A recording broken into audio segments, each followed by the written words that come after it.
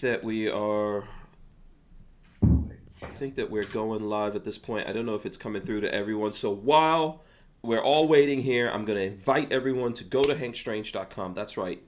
HANKSTRANGE, hankstrange.com. Go there, sign up for our email list. You can find all the different ways to support us on there. You can click on Lola's got Lola's deals on there. She's got daily deals inside of Lola's deals.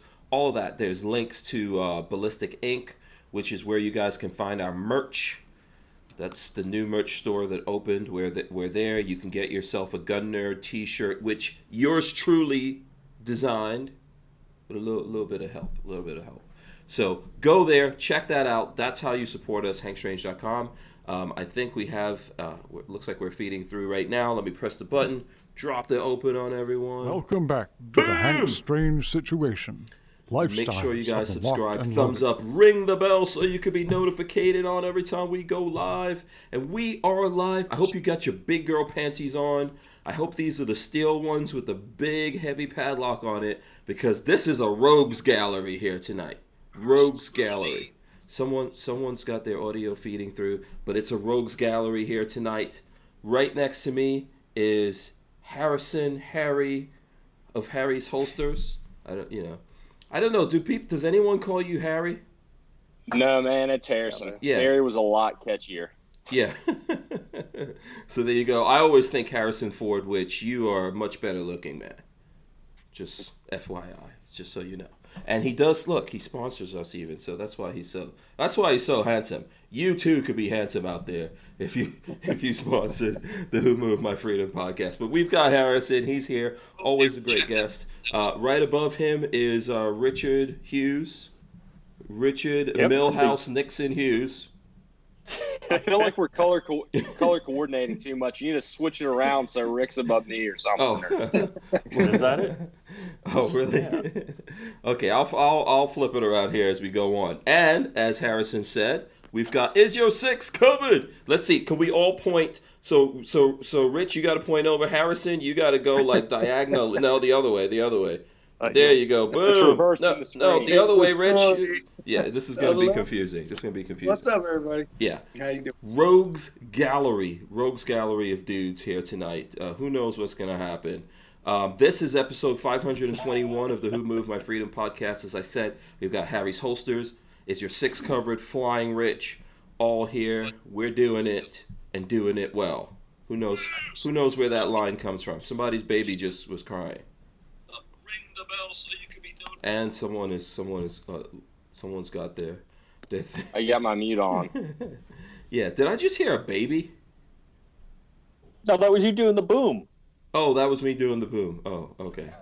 All right, there you go. No, it was a baby. Yeah, it was. Yes, that's right. Big baby. I'm gonna have nightmares tonight. Big baby bumpers. Big baby bumpers. We are all here. Welcome to you guys. As you all are coming in, please smash the thumbs ups. I know all week we've had awesome ladies. It's men's night tonight. Oh, okay. That's what we're doing. Unfortunately, we don't have any awesome ladies to come in here. You know, maybe we could put a dress. I thought Taylor Swift was coming on tomorrow night. Swift, yeah. I will invite Taylor Swift and Kanye West at the same time. That would be interesting. I was gonna say maybe we could put a dress on Pebbles, but I don't know. Richard was very protective. I don't know. Yeah, I don't have anything for him. Yeah, you don't have a dress for Pebbles? That would be nice. No, it doesn't go with the green. Oh, okay. He heard you. He's coming. Okay, he's not sensitive to that, right? No. He won't be mad if we put a little grass skirt or something on him, and then we can make him the guest. All right. So, let's see. Where do I start with these guys? Let's start with Harrison. What's up with you, man? Man, just been working a lot. Some supply chain issues. Some of it actually, I think, relates to the coronavirus. I had some metal stock that a supplier was supposed to ship out fairly quickly, and it ended up being about a 3-week delay. Wow. And I think it was because they had to source it from elsewhere, and it was related to. I don't know the point of origin on that, but I assume that stock probably was coming from China, which was the reason for the delay. So who knows where this stock comes from? Yeah, you are already being affected by. Are you the first holster maker to be affected by the coronavirus? No, it's probably. I mean, you got to look at like most of my hardware and stuff comes from hardware comes from Taiwan mostly, and some of it comes from Canada, depending on what I'm getting. Mm-hmm. But you try to source the stuff in the U.S., but a lot of it's not made here.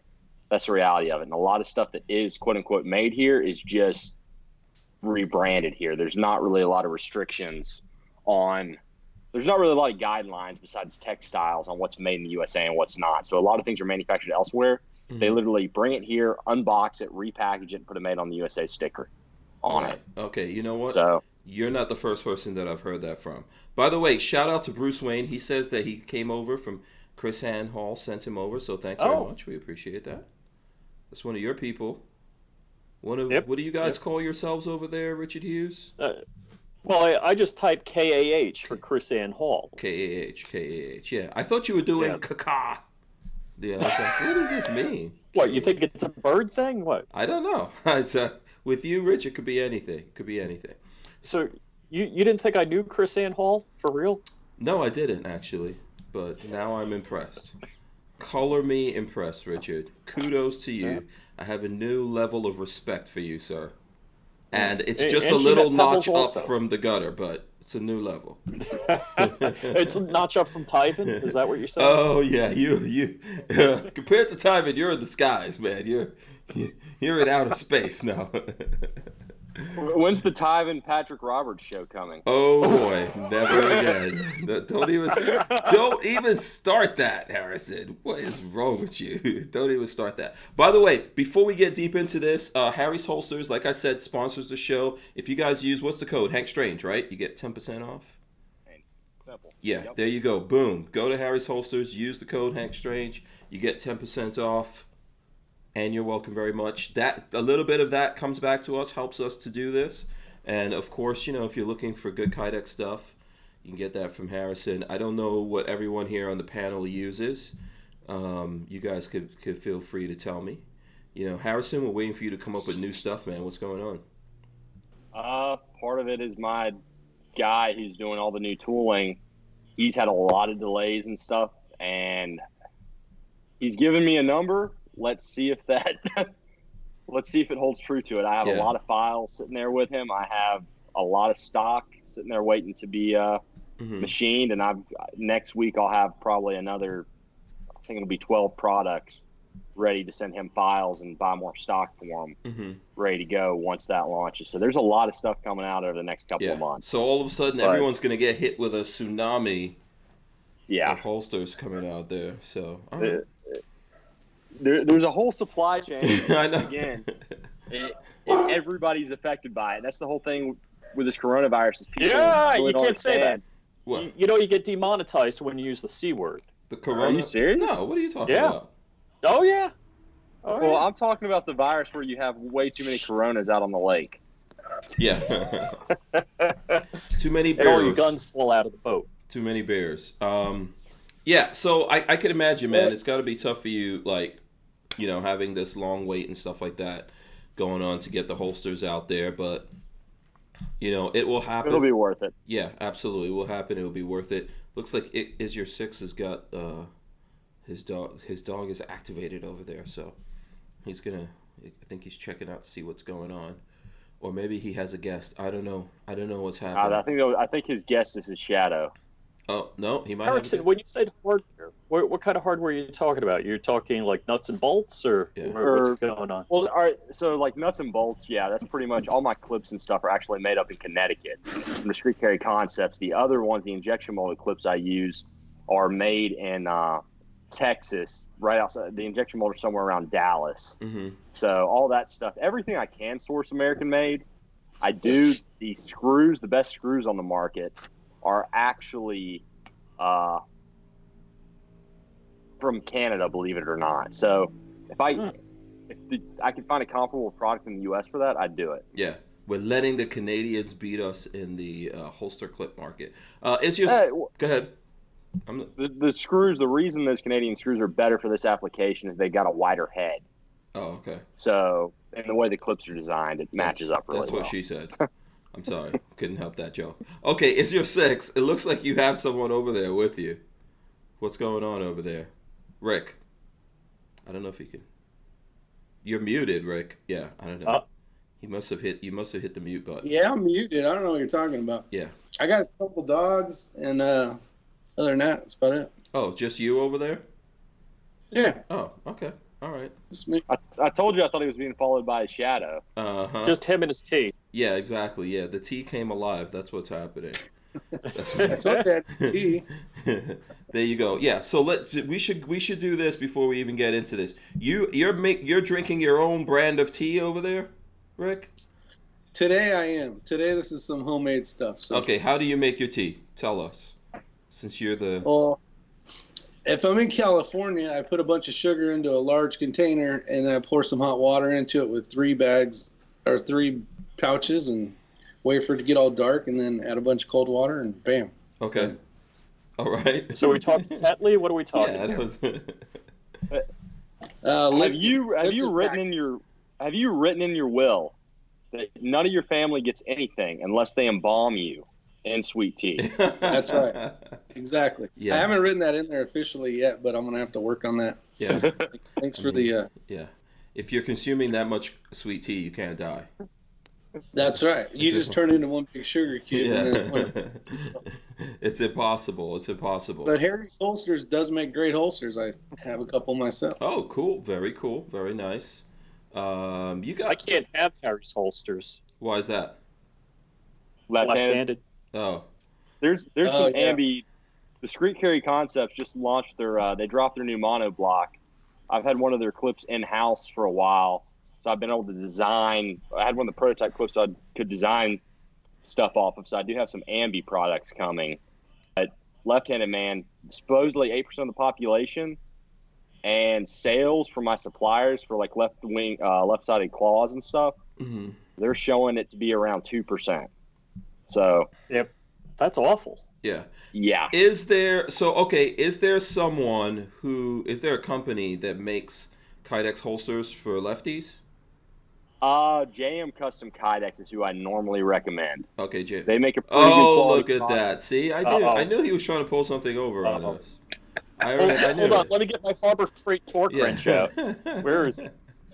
What's up, Ray? Ray? What's going on? What's up, Harrison? How are you guys doing? Good. Hank? Good. All right, get out of my chair. All right, I'll get over the chair. Yeah, he doesn't want you to. If you sit over there too long, where everyone's gonna be. What he was really afraid was he would steal his sweet tea. Oh, well, he's got Diet Coke, so these guys. He will never steal the sweet tea. Now we're gonna have to go through what everyone's drinking. Okay, Richard Hughes is drinking Coca-Cola Zero. Wow. Okay, Ray has got Diet Coke. Rick has his home-brewed iced tea that he doesn't want to tell us what the secret is for whatever reason. What do you have, Harrison? I really wish I could lift up a mason jar right now, but Gatorade Zero and Smart Water. Okay, smart. Look, it's so healthy. I'm drinking some Dasani water. There you go, boom. And of course, the best Snapple ever, Snapple Apple. You can't beat Apple, that. apple. You can't. You said Patrick was there. I figured you would have taken that. No. Patrick's not allowed to have Snapple apples. That's only for me. You guys, I don't know if you guys know about Snapple Apple, but that's the best Snapple flavor there is. This is where they got the name from. What's that? Their headquarters were on Long Island. I forget where. Long Island? You know what? I think so. I think they were on Long Island. Yeah. Yeah, I remember off Northern State Parkway. Yeah. So there you go. Everyone's got their drinks with them. Ray, what's going on with you, man? Special guest. Now it's actually 5 rogues. Yeah, full house. 5 rogues. Wow. Yeah. What's going on? I want to see it. Just doing a lot of long range stuff, and I just had my first long range class last Saturday, and it went over really well. It was a full class, and so I've got another date set for March 21st, so it's taking off. Okay. Cool. So, Ray, how many people are in the class, and what kind of firearms did they use? Good question. Okay, so we maxed the class out at 12. I will not do 12 again. I will do 10. We did have 4 instructors, so the ratio was still great, but it's easier. I think it's going to be easier with 10 people. I'm calling it intermediate range precision rifle because the range only goes out to 700 yards. So we're not getting into that transonic, subsonic range, even with like 5.56, 77 grainer. So we had probably half the class shooting gas guns, most of them in 7.62. And then the other half of the class was pretty much shooting bolt guns and usually 6.5 Creedmoor, a couple 308 bolt guns. So when you say 7.62 gas, you mean 308? Correct. Okay. Yeah. Because I'm thinking AK, but no, not by 39. Sorry. Yeah. There's still people shooting. I saw a ball in my background. I don't know what they're talking about. It must be the powder charger over here. That thing. That's a reloader. What did they think it is? A bong. A bong. Oh boy. I don't think if this is you, right, without Happy Juice, you on Happy Juice, man. All I need is sweet tea. That's it. Yeah, exactly. So I know Harry's going to NRAM, and so I will be there Thursday night. So I'll see you there Friday, Harry. Who else is going? Yeah. Anyone else going to the NRA annual meeting? Yeah. What about you guys? Will Microtech have a booth there again this year? I don't know if they could hear us. Say that again. Will Microtech have a booth again this year? Microtech is scheduled to have a booth this year. I guess we're going to have to see how this whole Corona thing goes out. Can't say that. Well, I have to because they canceled the Germany. What is that called? IWA. Yeah, the IWA was postponed. Yeah. And so we'll see. We do have tables set up and everything else, or as far as booth space, so we should be there. Yeah. Lots of things are getting canceled. By the way. You get demonetized on YouTube for using the C word. Oh. Well, really? There's a town in California called that, so it should be perfect. Yeah. We'll just call it the Richard Hughes virus from now on. How about that? Yeah. Or Donald Trump virus. I don't want to take credit for No. Trump virus. Okay. I don't know if he wants any credit for that. So yeah, I saw in Geneva, for example, Geneva Auto Show shut down. The Basel World Show, which is like for watches, shut down. Lots of stuff getting shut down around the world. So there you go. I was in the store today, and they had a big old thing of hand sanitizer out on the counter. Mm-hmm. And the lady in front of me during checkout, she looked at him, and it was like a post-apocalyptic scene. Watching her ask where they got that, it was like it was the last food on earth. It was the most bizarre thing. Yeah, I'm not a fan of that hand sanitizer stuff, by the way. That's how we start the zombie apocalypse right there. In the office where I work, they put one on each floor, which is a little unusual because I work for a medical facility, not on site, just in the IT building. Mm-hmm. Yeah, I don't know, man. There was I forgot. I'm trying to remember the name of the series of novels I read that basically the zombie apocalypse gets kicked off by hand sanitizer. The bad guys just go put something in the hand sanitizer and take everybody out. So, well, you guys, is that why you feel like that way? I agree with it, man. We don't know what that thing's doing. That could be listen, the aliens could have brought the hand sanitizer. Because this guy he'd be an alien for sure. He'd be a zombie for sure. He's got one in every. That's how they're gonna change us into pod people with the hand sanitizer. I got in the door pouch of my car. When I worked in New York City, I wouldn't touch my face or anything until I got into my office and did the hand sanitizer after riding the subway, the Long Island Railroad. Oh wow, Richard! Now remember that level of respect that you came up to. You have dropped down 10 levels from that. You were in New York City doing that? Come on, man. You're not a real New Yorker. You know what happens in the subway after midnight? Yeah. You were probably that guy in New York eating your pizza with a knife and fork. You didn't see that. Yeah, okay. All right. See? It's on video. I saw it. See? I know this. Man. If it's stink hot, I eat it with a knife and fork. Otherwise, I fold it and eat it. Yeah, germs are good for you. Germs are good for you. That's how you survive all the, all the coming viruses, pandemics, epidemics, plagues, all that kind of stuff. Germs, just good old soap and water. Wash your hands. How about that? Don't stop messing around with that stuff that we don't know what it is in the hand sanitizer bottles. You never know what that stuff is. You'll see. You guys will see. Fire starter. Huh? That's what it is. It's fire starter. That's what it is. Man, you never know. You never know. Does it work that way? Haven't tried that. Yeah. Oh, all it is alcohol. It burns very well. Yeah. Am I the only person that's worried about the hand sanitizer? Is that... Yeah. The rest of you guys are not worried about the hand sanitizer use. Hey, I was on a plane yesterday, and I can tell you what, the guy on the end and me by the window and the third row, we all had something to clean off our spot with, as far as the table, the little tray that comes down, and all that. Wow. All the people. And then I went to Sam's Club today. There was no toilet paper. There was no paper towels. See, so if the zombies come, that's the good thing there's only leaves. That's a conversation I've been having with a lot of people. Like, what do you get for emergency preparedness? And the number one thing that you guys should be stockpiling in your house, TP, toilet paper. Yeah, we got that covered. We just went to Costco, got the jumbo. Yeah, you got to get multiple jumbos, man. Toilet paper. Yeah, I'm not worried. If an apocalypse really kicks off, the most valuable thing is going to be bullets and toilet paper. Well, see, that's what I was going to say. I know somebody in the 2A community. He says I invest in precious metal. 556, 762 by 39. Yeah. It's like you get everything else. Drag your ass across the grass. You'll be fine. Just the dogs do it sometimes. It doesn't really work for the dogs. It doesn't really. No, but they use the carpet. That's bad. They try, but it does not really work for them. So, Pixelmite1 says, I'm alone. He says, you are alone on the hand sanitizer phobia, Hank. Yeah, okay, you all will see. At some point in the future, there will be some kind of discovery or expose from Project Veritas or something about how the hand sanitizer is what's been emasculating men or something like that in the world. We'll find out.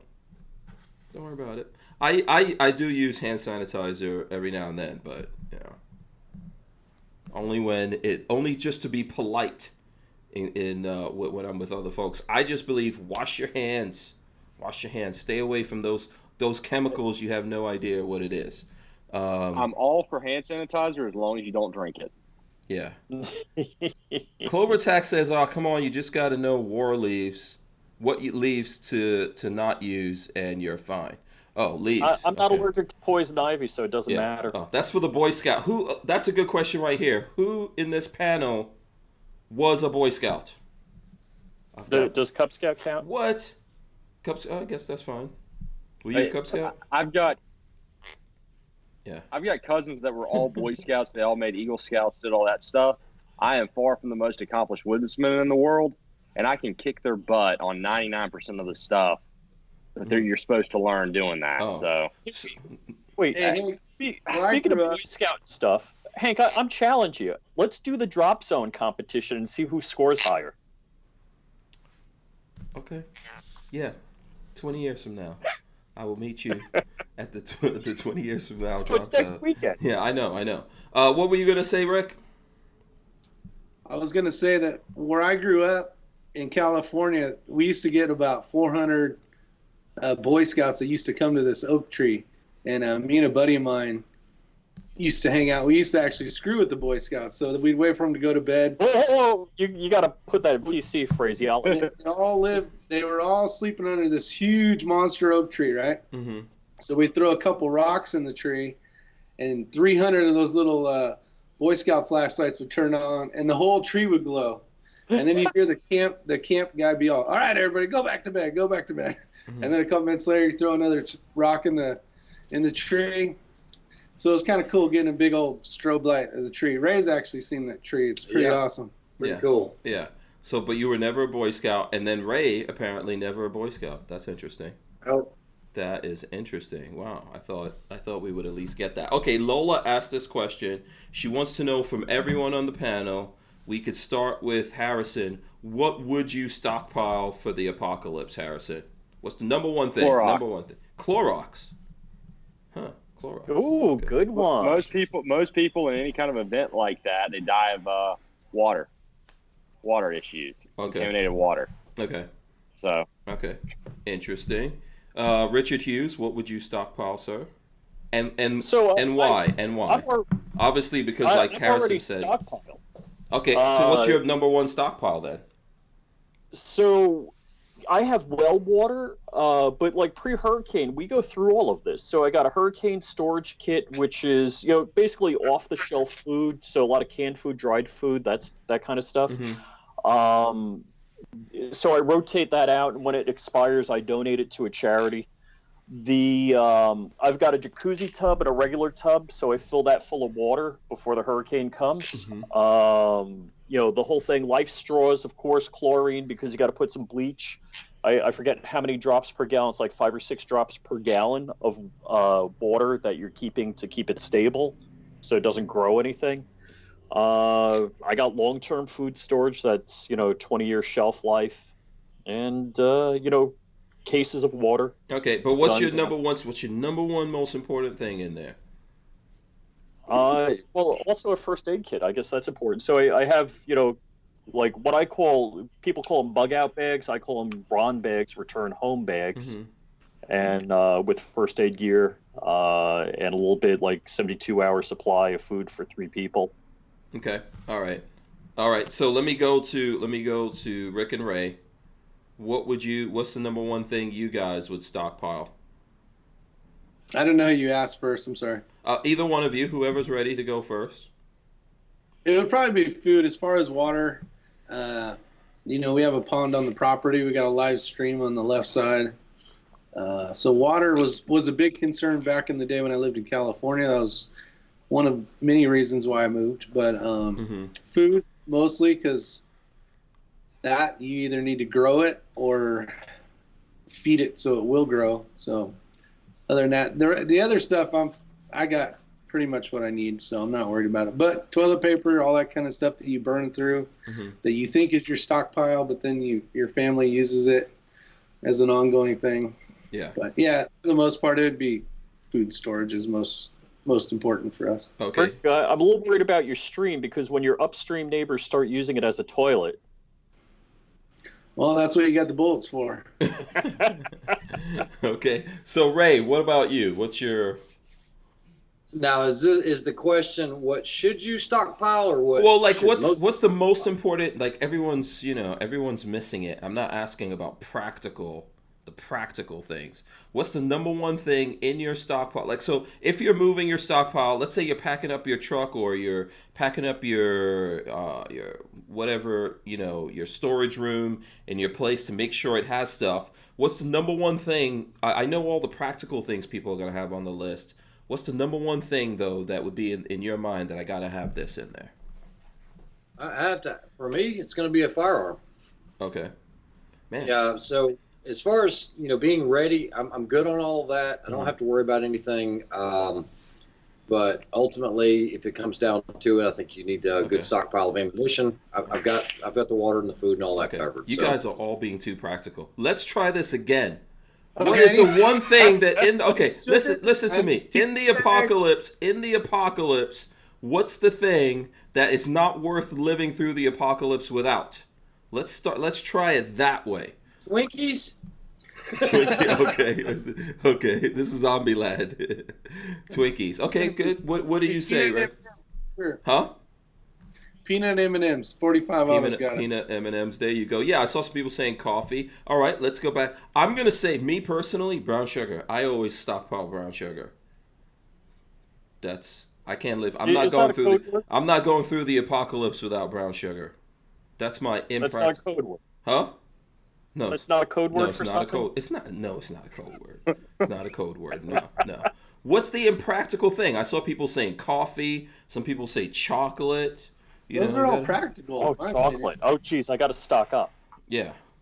Chocolate. I would just say liquor and internet porn. Think about the things that really and truly that apocalypse kicks off. You're gonna want to, I was about to say, if you had an iPod with a solar charger and a stash of what you just mentioned, you could rent that out for some serious money. I don't know. Now, for example, board games. You know, people don't even know what those things are anymore. Yeah. The old school board games. Who plays board games anymore? You know, think about it. Nobody. You know, Monopoly. When's the last time you played Monopoly? That's a good game. Oh wait, Hank, you Huh? you talk to your family more? Yeah. Cards. I mean, if you got a deck of cards, there's hundreds of games you can play with a couple decks of cards. Yeah. I don't know anything about cards, but yes, that's true. That is true. That's the most portable one. Yeah. Deck of cards. There you go. Yeah. I like Monopoly. Monopoly is a fun game. You get to bankrupt your entire family. What's wrong with that? Exactly. Play with real money? And you always No, want to not be really. the bank, right? Yeah. Always be the bank.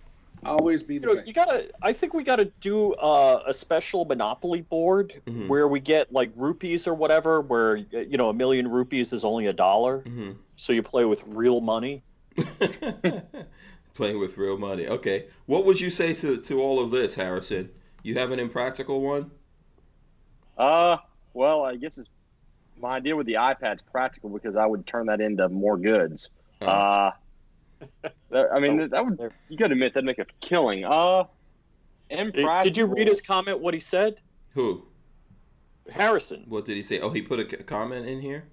Yeah, he said an iPad with internet porn on it and Yeah. a solar charger, and you rent it out. Yeah. Yeah. That comes with a cover on it, I hope. Yeah. Yeah. You're going to have to. You'd have to figure something. Honestly, though, That goes- if that was the apocalypse, people probably wouldn't care. If you have time for that in the apocalypse, you're not doing the apocalypse right. That's all I can say. Oh, and you gotta know, have you- hand sanitizer too. Hank. Yeah. Hey, lots of hand sanitizer. You gotta have gallons of that. Oh stuff. boy. Yeah. The very thing that brings on the apocalypse, the hand sanitizer. Yeah. You know what? Now, Go ahead. the same guy that said he invested in precious metals had a whole strategic plan that he would take over the closest Home Depot and defend it because that's the supplies you want to control. Mm-hmm. Here's my plan: to watch all those idiots who have plans, Okay, and see what they get up to with their plans. I'm about to just. Oh, sorry. Yeah. I'm about to break down a lot of serious fantasies for people. Mhm. You look at all around the world, there's some places where some bad crap has happened. Mm-hmm. Very rarely does the whole population just disappear. I mean, you're talking about events like genocide. You are talking about major pandemics in areas where they don't have good sanitation, whatever. All this kind of stuff happens. The population does not disappear, and trade does not stop. Like in Syria, if you go through and look, there was a huge black market trade when ISIS was thriving, when ISIS isn't thriving. There's all kinds of stuff. Trade will continue to go on. I think people focus maybe too much on this idea that you get all the stuff you need, you hunker down. It's always good to have stuff. You're definitely living more relative comfort. But economies do not stop. Mm-hmm. Historically, I can't think of one situation where that has happened. Yeah.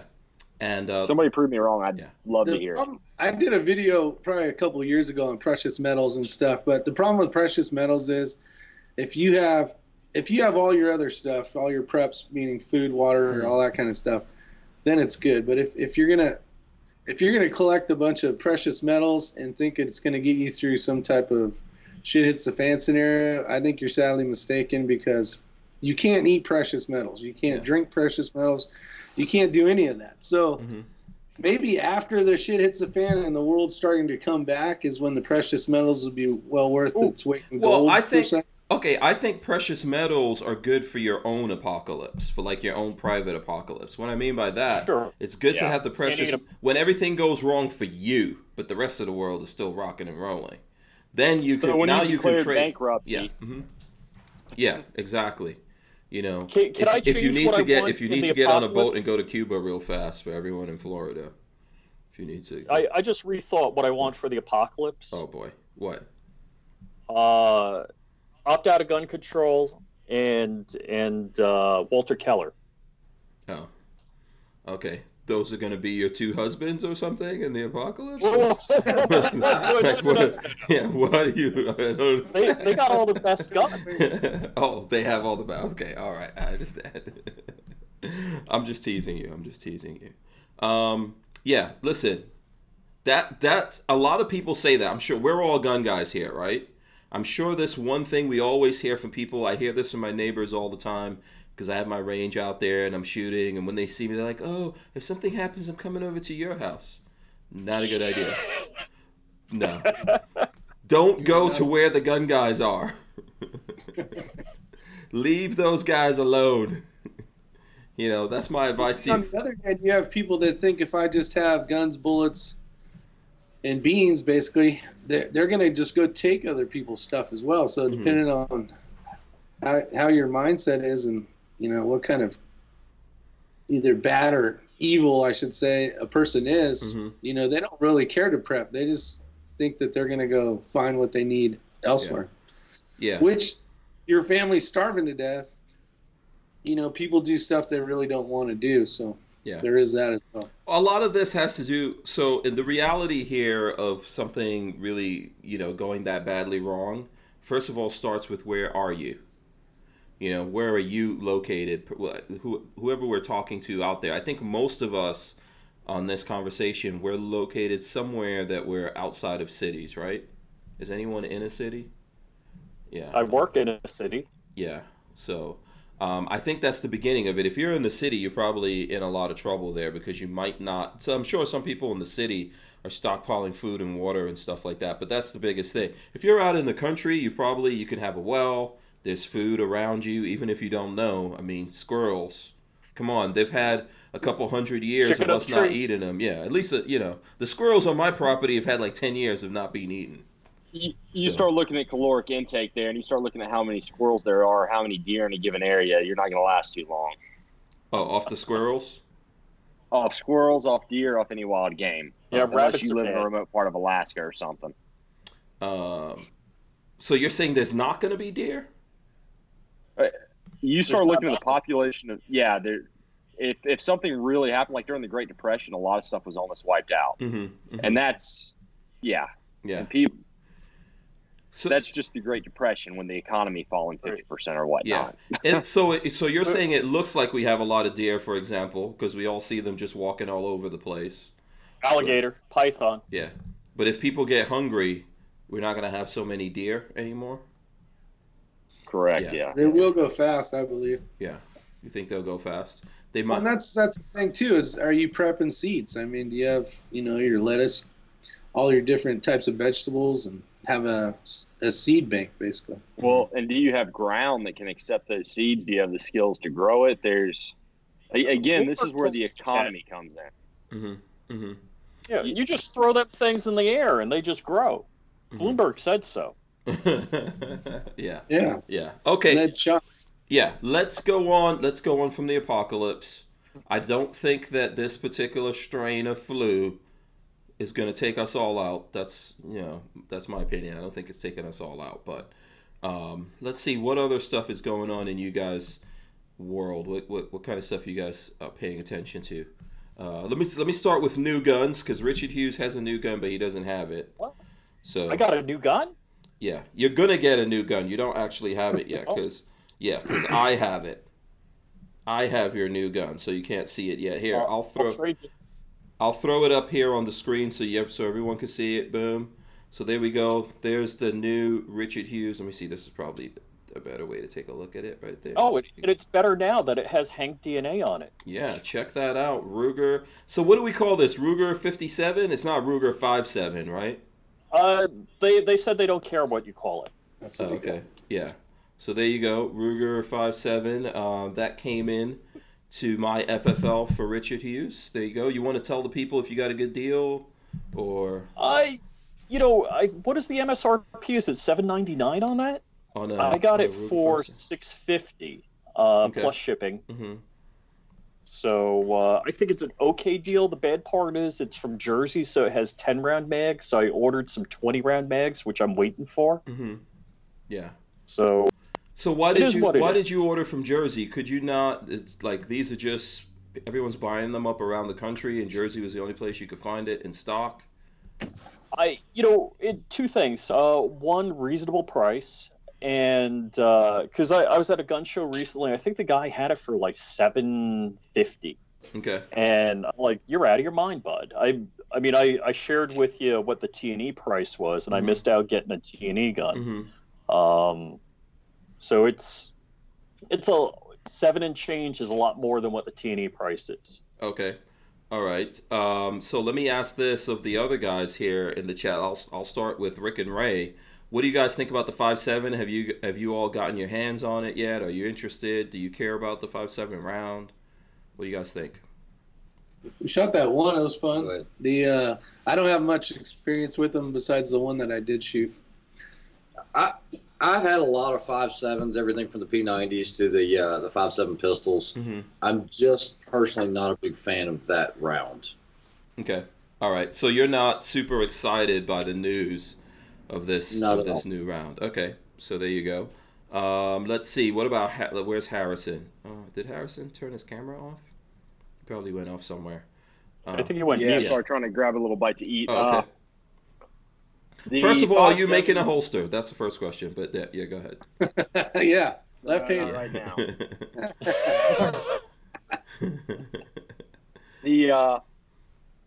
It doesn't interest me personally, but I would kind of like to have an FN for the collection. So I kind of hope this somehow brings down the price.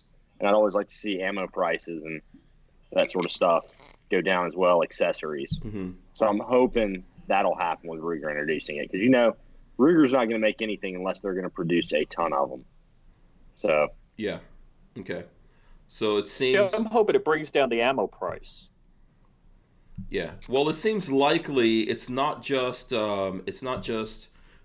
Ruger making a 5.7. So we have FN, we've got Ruger.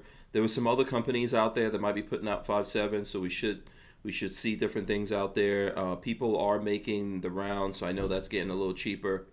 Were you able to find some ammo? Yeah, Okay. actually, Trey hooked me up with somebody in Mount Dora, an FFL in Mount Dora, and I bought 500 rounds at lunchtime today. Yeah. Okay. Yeah. So we'll see what happens to it. I know everyone would like. The one thing with the 5.7 pistol is that it's kind of on the high end. It's expensive, so a lot of people didn't want to get into that. I've had one. I've had a PS90 as well. If I had it all to do again, I would get a 5.7 again. I would definitely get a PS90, but I would get an SBR version next time. Yeah, the SBR is hot. Yeah. Wait, what did you pay for your 5.7 pistol when you got it? I can't remember I don't know. I'm thinking it was 1,300 or something like that. Whatever. Oh, really? Whatever. Yeah. It wasn't. I know I've seen deals since then. I think they've gotten a little bit better with the prices, but I don't think they've really come down dramatically. Those guns are pretty cheap to manufacture. They're actually stamped. Mm-hmm. They're stampings and they're polymer overmolds. Mm-hmm. But FN just really clamps down on the supply. Like my local gun store, those guns are allocated a lot of the time. Mm-hmm. So it's not something FN's really controlling the supply. Mm-hmm. Yeah. They could probably sell those guns to make huge money for $500, $400. Yes. But that's not their pitch. So you're saying we're paying for the FN name being on there? Not for the name, just they regulate supply to such an extent it's like the beer diamonds. Okay. Yeah. Yeah. If I get one again, I want either OD green. I think there's OD green or flat dark earth or something like that. But yeah, they're doing them. Yeah, trying to catch a good deal going on those. Who's into FN guns other than the PS90? Okay, all of you guys. All right, what FN guns do you have, Ray? I don't think you should be cussing, Hank. Oh.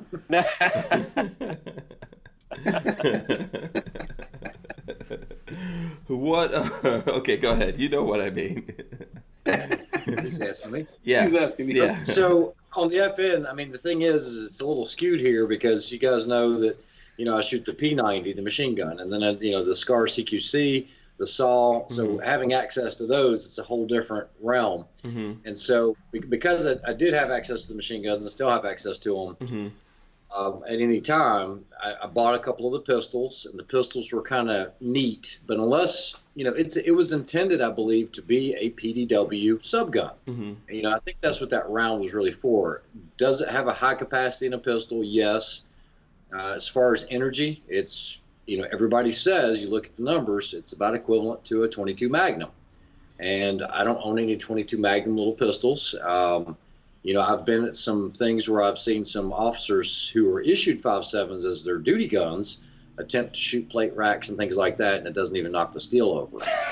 Really? It will knock the steel over. Okay. So, now that's different as far as the energy, as far as what the bullet does when it actually hits tissue. Completely different, but it doesn't have a lot of energy. I'm just not a big fan of the 5.7 in general, but I like FN. I like some of their weapons. I did not like the, what was it? The one that had a little toilet bowl in the back, the FS 2000. Oh, yeah. I've got one of those, yeah. That's the tuna. That's funny. I actually attempted to shoot a 3-gun match with one of those one time, and I called it the tuna fish. Mm-hmm. I don't know what they were thinking. Yeah. That's not a super attractive gun. I have one of those. I have it, though, because it's a bullpup. So yeah.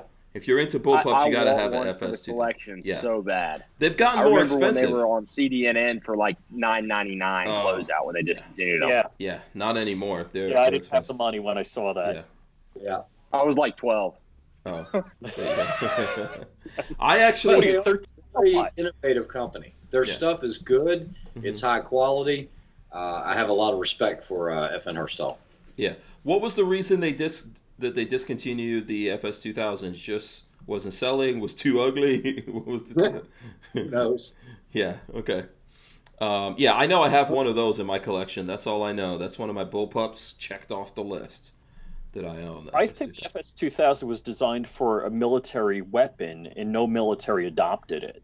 And I think Croatian Special Forces are like some random small. Like I said, no military adopted it. Oh boy. Ouch. Yeah. Okay. Very cool. So, did anyone else get any new guns? Any new guns coming in that you guys maybe haven't done videos for?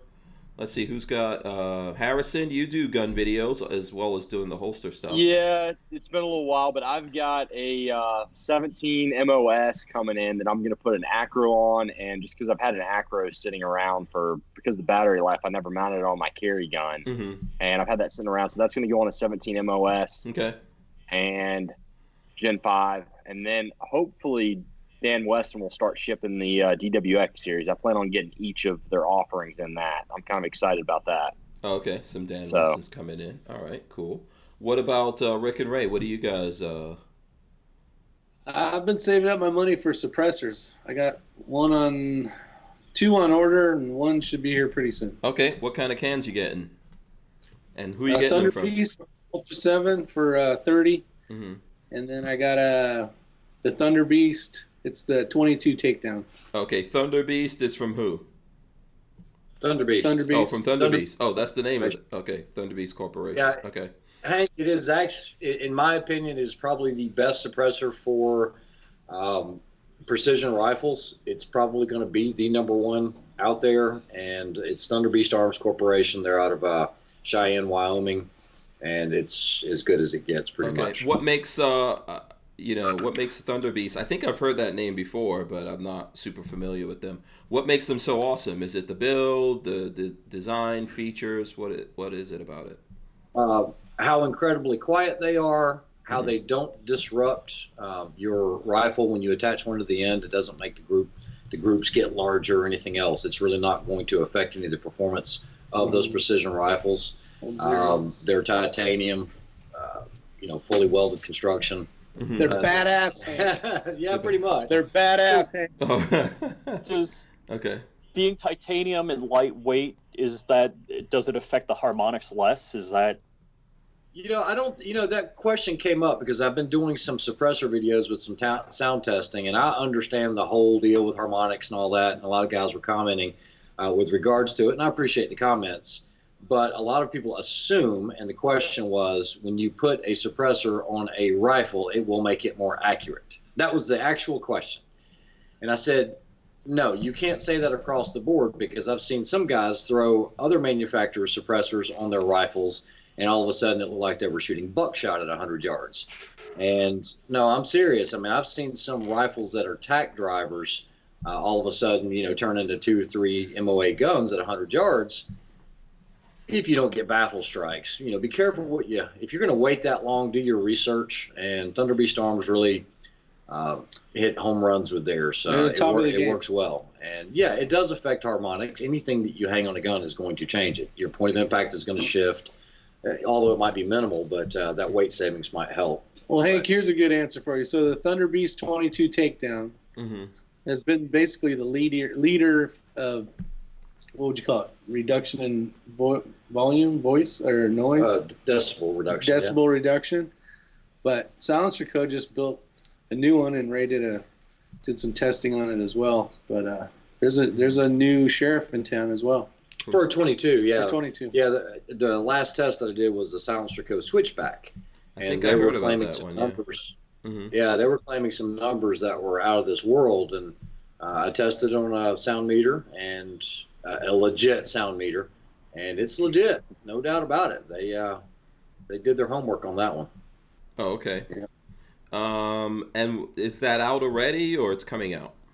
It's out already. It's hard to find them. They are in stock occasionally, but as soon as they become available, they're gone. I had to wait a little while to get one, but we did a full 22 or rimfire suppressor review. And I think all total we tested probably 12 of the big ones, like the Rugged Oculus and the Thunder Beast. But a lot of people really like that stuff. The last video was like 30 minutes long. Does it use tapers, the Thunder Beast, they're asking? I don't know what they mean by does it use tapers. I don't either. That's why I figured I'd ask. A taper mount. Yeah, they have a direct thread, but they also have a taper mount that self-centers everything off of their muzzle brake, if you will. And I run it on pretty much every single rifle that I've got. So I do like Thunder Beast, and for me, that's the only suppressor I'm going to run. As far as guns, to your actual question, I'm not picking up any guns, not really looking for anything at all. However, I am looking at doing some caliber changes. I might have mentioned it to you last time. I'm going to start delving in that game of 6 Creedmoor instead of 6.5 Creedmoor. Mm-hmm. So I've just ordered a barrel for the XG International, and so I can just spin one in and I can kind of compare it side by side. I can shoot the 6.5, take it off, put the 6 on there, and go from there. I don't have to worry about anything else. Okay, so you have to be just that little bit more extra special and awesome than everybody else. No. See, that's the misconception, because a lot of these matches, guys are shooting the 6 GT, the 6 Dashers, the 6 Comp match, but those guys are having to fire form. Those guys are scrambling the ground, picking up their brass because it took them so long to build that brass. Mm-hmm. And I don't want to be that guy. I want to be able to just go and buy 6 Creedmoor Hornady from the shelf. Mm-hmm. Yeah, giving up a lot on velocity, and it is a barrel burner, but I can hand load it, but I'm not having to go through fire forming or anything else. Mm-hmm. If you look at the numbers, if you're just comparing factory 6 Creedmoor to factory 6.5 Creedmoor in the LD match, there's not a huge difference. There's a little difference at distance, but I think where you're going to get into the advantages is when you start hand loading 6 Creedmoor and pushing that 3,100 plus feet per second. Okay, and that's what you're going for, right? That extra speed. That's why you're. Yeah, I am, because that's what everybody goes for. Something with less recoil. That's the biggest thing. That is by far the biggest thing. When you fire it, you're looking at a reduction. I've seen some numbers. I haven't done any testing myself, but I've seen some numbers saying that when you go from 6mm Creedmoor from 6.5 Creedmoor, you'll notice anywhere from 60 to 70% reduction in recoil. It's not the recoil that's bad in the 6.5 Creedmoor. It's being able to actually watch that trace and watch that bullet so that if you miss, you're second when you're dead on it. Not where it's jumping around and you're trying to find it back in the reticle. I thought you were good. You don't even need a second. It's every advantage you can. Who the hell needs a second shot? Yeah. So is this? Oh boy. So what's the deal now with 6.5 gas guns? Are there any of those really in the work? I know SIG's got one. I heard Knights Armament's working on one. What else is out there? I think everybody's got a 6.5 Creedmoor, it seems. I know John, or KB32, he's got quite a few of them, and even Rob Pop's Quest. And they're tack drivers. They're good, but if I'm going to spend the time to go to a match, and let's say I'm primary, I want the bolt gun. I've probably got a better chance of getting those targets first round hits, using a bolt gun and something in 6mm.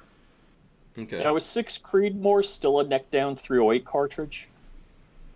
Yeah, that's my understanding. Is it's basically because I'm not having to change the bolt or anything else. I'm just changing the barrel and just screwing it right in. So it's, some people say, why don't you just get a 243?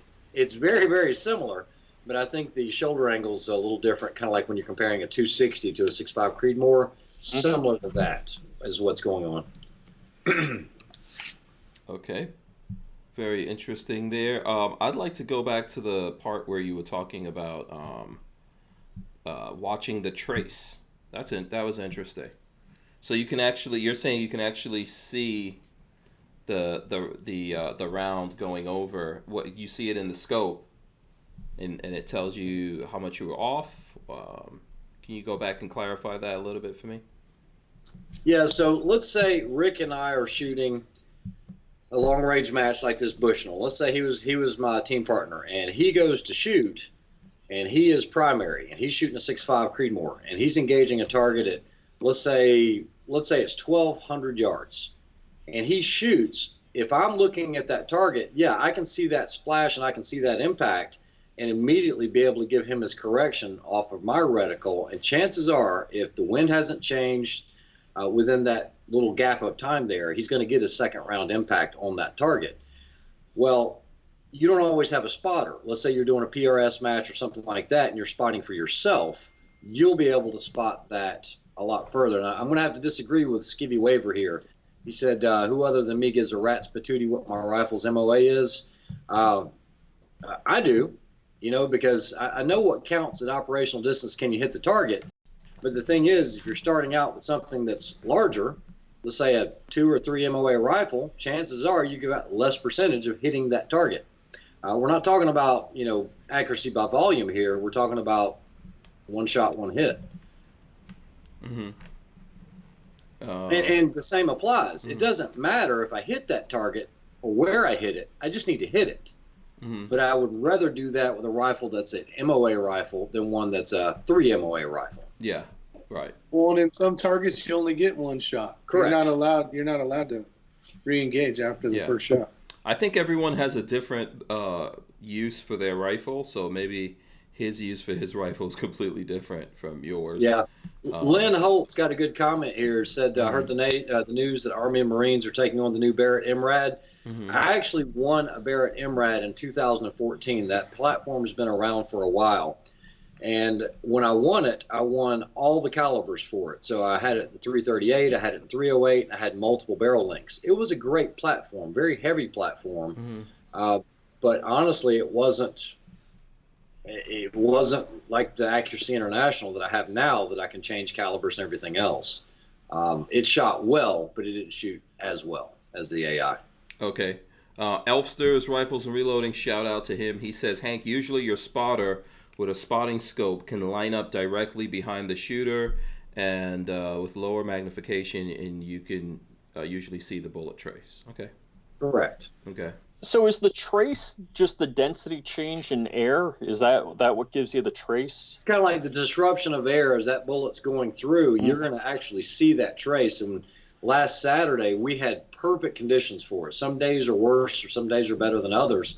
But we were like, guys, if you're not shooting, you need to be looking through your optics right now, because you could be 15 foot away from the guy that was shooting, and you could see his trace. Now, you might think that it was left and it was right instead, mm-hmm. but you could watch it all the way into the target. And being able to see it where that trace is, because at 1,000 yards, you're looking at a bullet that's 35, 40 feet above your line of sight into that target. So you see it just come in.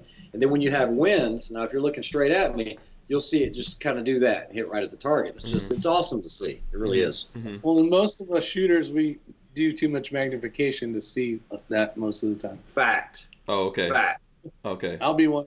Okay, so that's the job of the spotter. Yeah, the job of the spotter is to give the second round correction. Oh, okay. And give him his win call even before he takes the shot.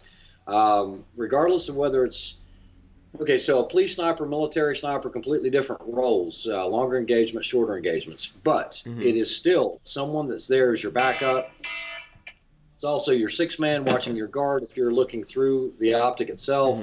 So you have different roles. Or if you're just fatigued, let's say you're on a mission, you've been out in the gun, you've been looking at something for 10 hours, you got to be able to roll off that gun and get some relief, Yeah. Do you, because I know sometimes I'm asking you this stuff and then people tell me that you've made a video, which is good advice, right? That's why we're making the video. So that, have you done a video on like the job of the spotter and, I have not. Oh, okay. I have not. Okay. Well, there you go. You can make should one. make a class on how to be a spotter.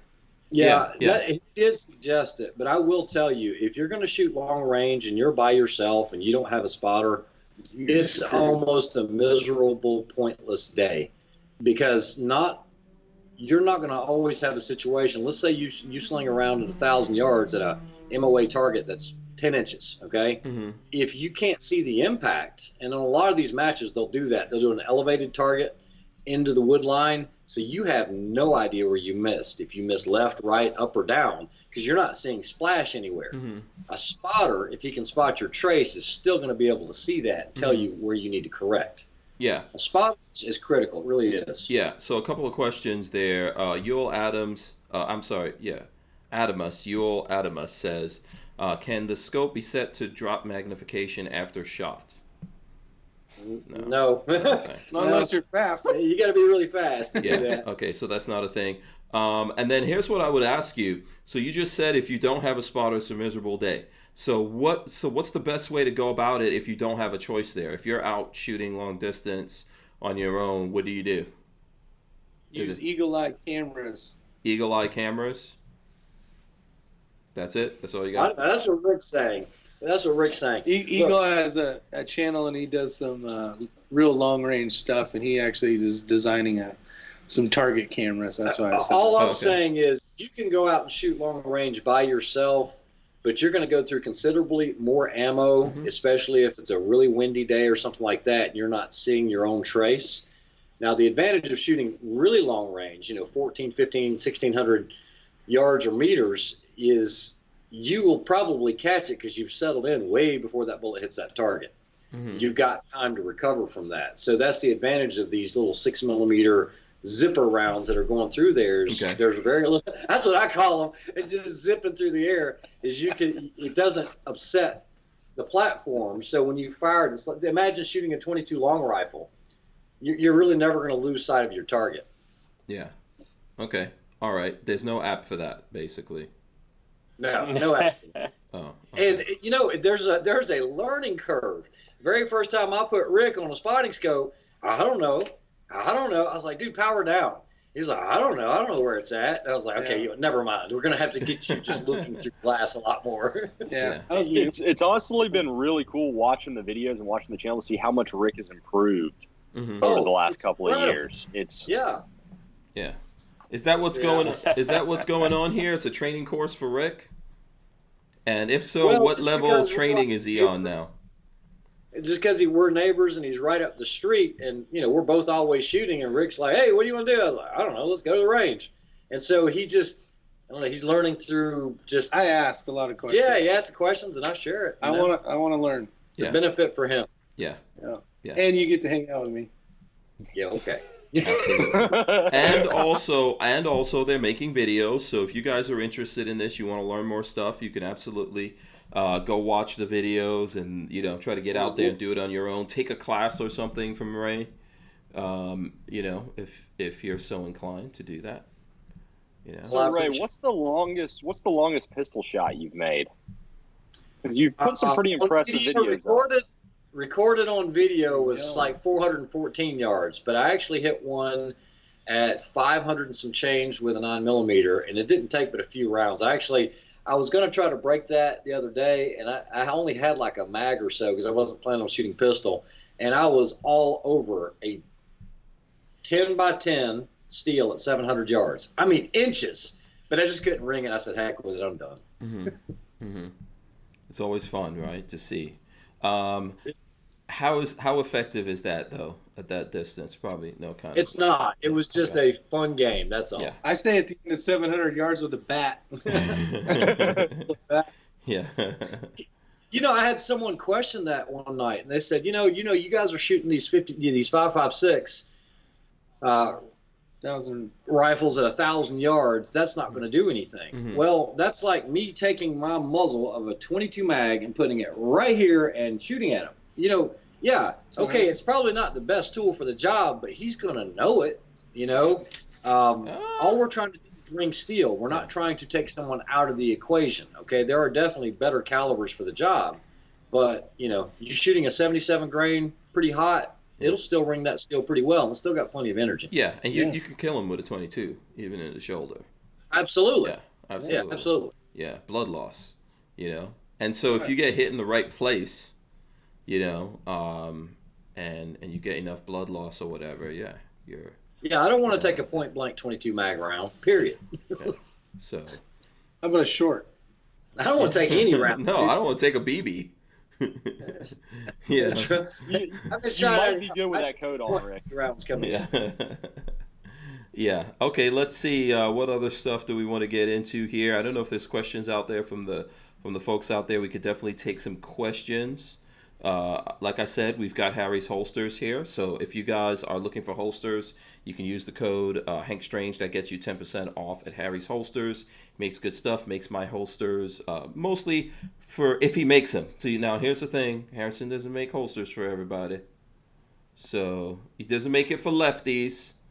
If you're left-handed challenged, there's no holsters for you. It's like no soup for you. Is that a training deficiency? Is that what that is? Yeah. Yeah. Tooling's not cheap. Tooling isn't cheap. Yeah. If someone wants to go into the business of making purely left-handed holsters, I will encourage the heck out of that, and I hate to say it, I will watch them go out of business. Yeah. Yep. There have been a couple companies that have tried. Seriously. Harrison, can you just flip it inside out and call it good? That would be interesting. Not that easy. The worst part is you think about most guns, like on some guns, like on a CZ P10C, the gun is pretty much symmetrical on both sides, whereas a Glock Gen 5 symmetrical on both sides. But on most other guns, like an M&P or a SIG, you have a takedown lever on one side. So you can't even just go into CAD and reverse the molds, do a mirror of the molds. You have to design something completely new, or take the existing file, bring it back a dozen steps, and then rework it. So, and where so you you're place just your lazy, blocking. is what you're saying. No, I don't want to spend the money on it. It's cheap. Trying to help you out here, Richard. Get a holster. Yeah. Yeah, so there's a question, Harrison, from someone that says Duro Sig 556R says, what kind of holster maker doesn't offer a left-handed model? A lot. Ones that are interested in putting out a quality product that's consistent. If you look at most of the companies that put out a quality product and are consistent, they're either really good craftsmen that are using different production techniques, or they have military and law enforcement contracts that they're paying way more for a holster than you would think. And the reason is to subsidize that left-hand tooling. Mm-hmm. So. Okay. Very cool. Let me see. Now, Harry, lefthandedholsters.com is available. You can own that domain. Yeah. I've seen 2 or 3 companies try that. They tried to start business on Instagram. The quality of the product wasn't there, but I don't think it would have worked well anyway. There's also been guys that have tried to just make mag carriers. Yeah. They got a business. Richard Hughes, you're right there. Secure it. You see a need, fill a need, man. Start making holsters. Hey, I will give you all the information you need on tooling, getting started, getting up and going. I've helped a lot of people with that. I'm very helpful in that realm. So yeah. Look, Harry knows what he's talking about. If he said, "Oh, there's an opportunity there," he would have said so. Mm-hmm. He said, "I'll watch you go broke." Yeah. Yeah. Listen, I think that depending on the size of the company, like Harrison is saying, contracts or whatever situations they have going on, that they could do it. But it's just the way that it is, right? For someone your size doing what you're doing. How many products do you have? Right now, it's not a few, but to give you an idea, we're about to add, and this is just making holsters in black, we're about to add close to 60 SKUs. So you double that, and then soon all my stuff will be shipping from a fulfillment center, just to streamline stuff. So every day, no matter what I'm doing, if I have to go to the dentist, doctor, have an appointment, whatever, your holster still ships out. That's a lot of inventory to have somewhere else. So that all has to be taken into account. Mm-hmm. Mm-hmm. Right. And when you add it for left-handed, I'm paying for those holsters to sit in the space every month. That's a cost that has to be taken into account. And if I'm going to sell 200, literally the numbers are about 200 right-handed holsters for every one left-handed holster.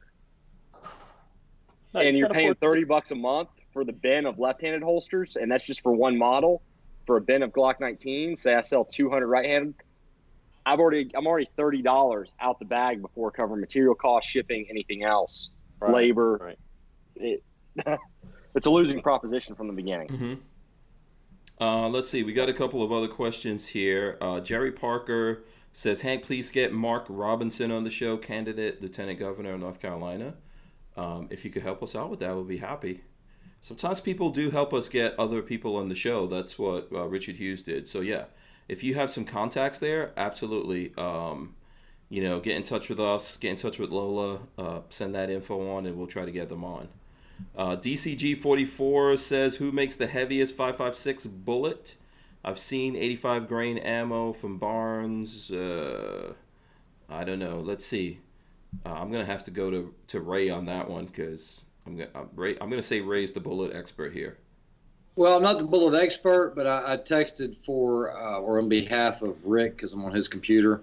Mm-hmm. I've seen some 90 grain. When you get into that weight, though, you're typically having a single feed. So, yeah, there's probably something heavier out there, but I've seen 90, I believe, Sierra. Right, but if you go like from 77 to 90 grain, do you have to have a different twist rate? I would think as long as you're running a 1 and 7, you should be pretty good for that heavier bullet. I don't know if I'd be trying to do a 1 and 9 or anything like that, but yeah, definitely a 1 and 8, 1 and 7. 8, maybe not enough, but 7 might do it. I don't know. I have no experience with it, but I know for a fact I used to shoot 80 grainers a long time ago when I was doing high power rifle, and we would have to single feed those, and we were all shooting 1 and 7s back then. Okay. Now, why would you have to single feed them? Because they're so long, the bullet's so long itself, that in order to get the charge in there, you're going to start doing a really compressed load. So you can't load them to mag length. Okay. Yeah, so what you'll do, like in high power rifle, you'll take the follower out, and then they have a follower that's actually cupped. And so you would actually just throw one round in there, fire it, it goes to lock back, you'll check and you'll observe with your spotting scope, and you'll throw another one back in there. Mm-hmm. So yeah. Let's see. So Elfsters has this question. It says, serious question for Harry's holsters. Possible to get a Kydex holster for a SIG P320 compact with a Romeo 1 and a Streamlight TLR 1? If so, then nothing for the TLR 1s right now. Mm-hmm. Those are in the works, but those are not on this first 60 of new stuff coming up. So those are on the second or third round of stuff. They're on the list, and everything on the list should be knocked out this year. But that's it. Yeah. Link's Defense says, seems like a lot of North Carolina people, North Kakalaka, in here. There are a lot of North Carolina people in here. That's my buddy Michael. Yeah. Okay. North Kakalaka's in the house. There you go. Never a gas station open on I-95 late at night, by the way. There's a reason for that. Yeah. I know. I know. Every time I'm driving through there late at night, the gas stations, and no, you gotta be careful. Make sure you have gas when you're going through. What's that? What are you gonna say, Rich? No, it wasn't North Carolina. Actually, it was Georgia. We stopped at kind of a bad gas station. My wife was having it out with the guy that didn't speak English that was running the place. Mm-hmm. And then she's like, "How come you didn't say anything?" I'm like, "What do you want me to do? Shoot him?" I'm like, "You were handling yourself." Oh, you got in trouble with the wife? She's like, "You didn't back me up. You didn't say anything." I'm like, "You're supposed to just say, I'm sorry, dear, I was totally wrong." Oh, That's what you're supposed to do. Yeah. Yeah. Well, is that right? Get on with your road trip. No, that's not what I say. I'm not telling you to say what I say, man. That's how you get yourself. I'm trying to help you. I'm trying to help you, Rich. Don't ever say what I would say. No, Harry's the one I want to talk to because he knows the right answer. He's not married. Oh. Yeah. See, but look at that face, you know. Is it so awesome not being married, Harrison? It's pretty nice, at least at my age. I imagine in 10 years, I'll probably want to change that. But for right now, see, this is the sad reality. The people I know that are married, that are older, they're either really happy or they couldn't afford a divorce.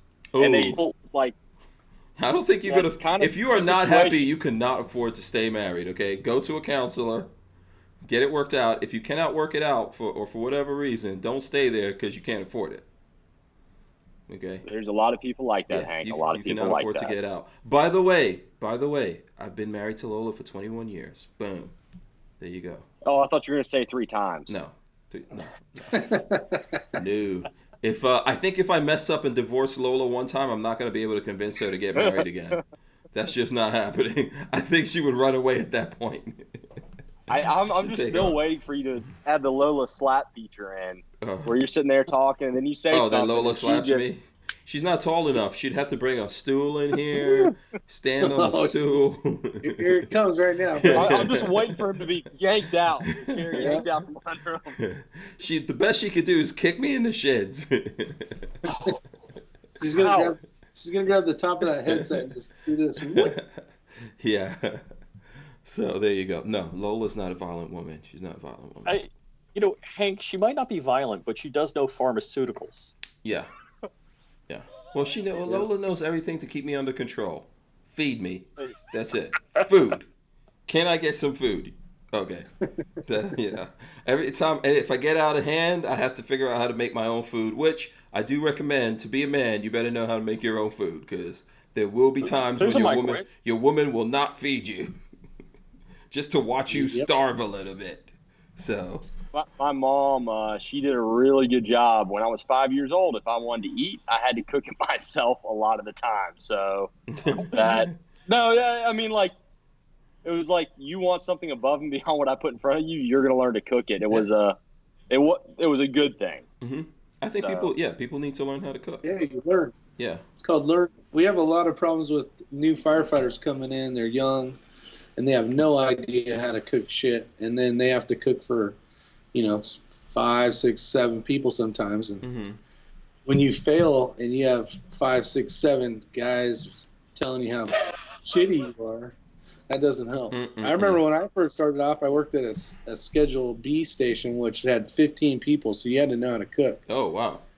And you gotta at least have 3 good meals. You don't need 50; you just need a good 3. Mm-hmm. Yeah, shout out to Hootie Hoo, though, by the way. Shout out to Mr. Hootie Hoo joining us. Yeah, you know what? That's true. How often do you see a firefighter that can at least boil water? There's a couple. There are? So what do you got? Okay, so let's say a dude. I'll give you a perfect example. Okay. I don't even know if I should tell you this. Hopefully they're not watching. So we got a new guy that came in, and he decided he was kind of told he was going to cook dinner this night. And so he decided to make this is horrible a baked potato. So he's going to make baked potatoes and put chili and all that stuff on it, and cheese, and so it ended up being a half-cooked potato with a can of Hormel chili on top, and I still hear about this day. So when you cook, you got to know how to cook and at least cook something good. You know what I mean? Yeah, at least do a crock pot. Come on now. Huh? I'm just going to say this. You don't see many really skinny firefighters. Like, most of them seem like when they're not out on a call, they're either cleaning or eating. Well, you're burning a lot of calories. Have any of you guys ever been in a burning building? I know Ray has. Have you guys ever done that? Where's Ray at? No. Ray, you been in? No. Has he been in a burning building? Rick. No. Okay. No. Rick. Obviously. Rick. I thought obviously. Rick is a firefighter. Obviously. Okay. So Ray never went in a burning building before. He may have actually as a police officer. I don't know. Oh, okay. How about you guys? Anyone going? I did it one time in West Palm Beach. The fire department there. I actually did my internship for broadcasting with the Palm Beach Fire Department. That's true. Just name dropping right there. And they were burning down a building. Do you mean dispatching? No. No. I was working in their video unit. So, they make TV shows, all that stuff. We were editing, all of that. But anyway, so they were doing a burn, right? Like training. I think usually, where do you guys get the house from? Is it like a crack house or something like that the city takes over? Well, West Palm Beach, they have something next to the fairground, I think. No, but I remember this was a building that belonged, like a house, and they were burning it down, and they were using it as a training exercise. And I went to the door. To the city. Yeah.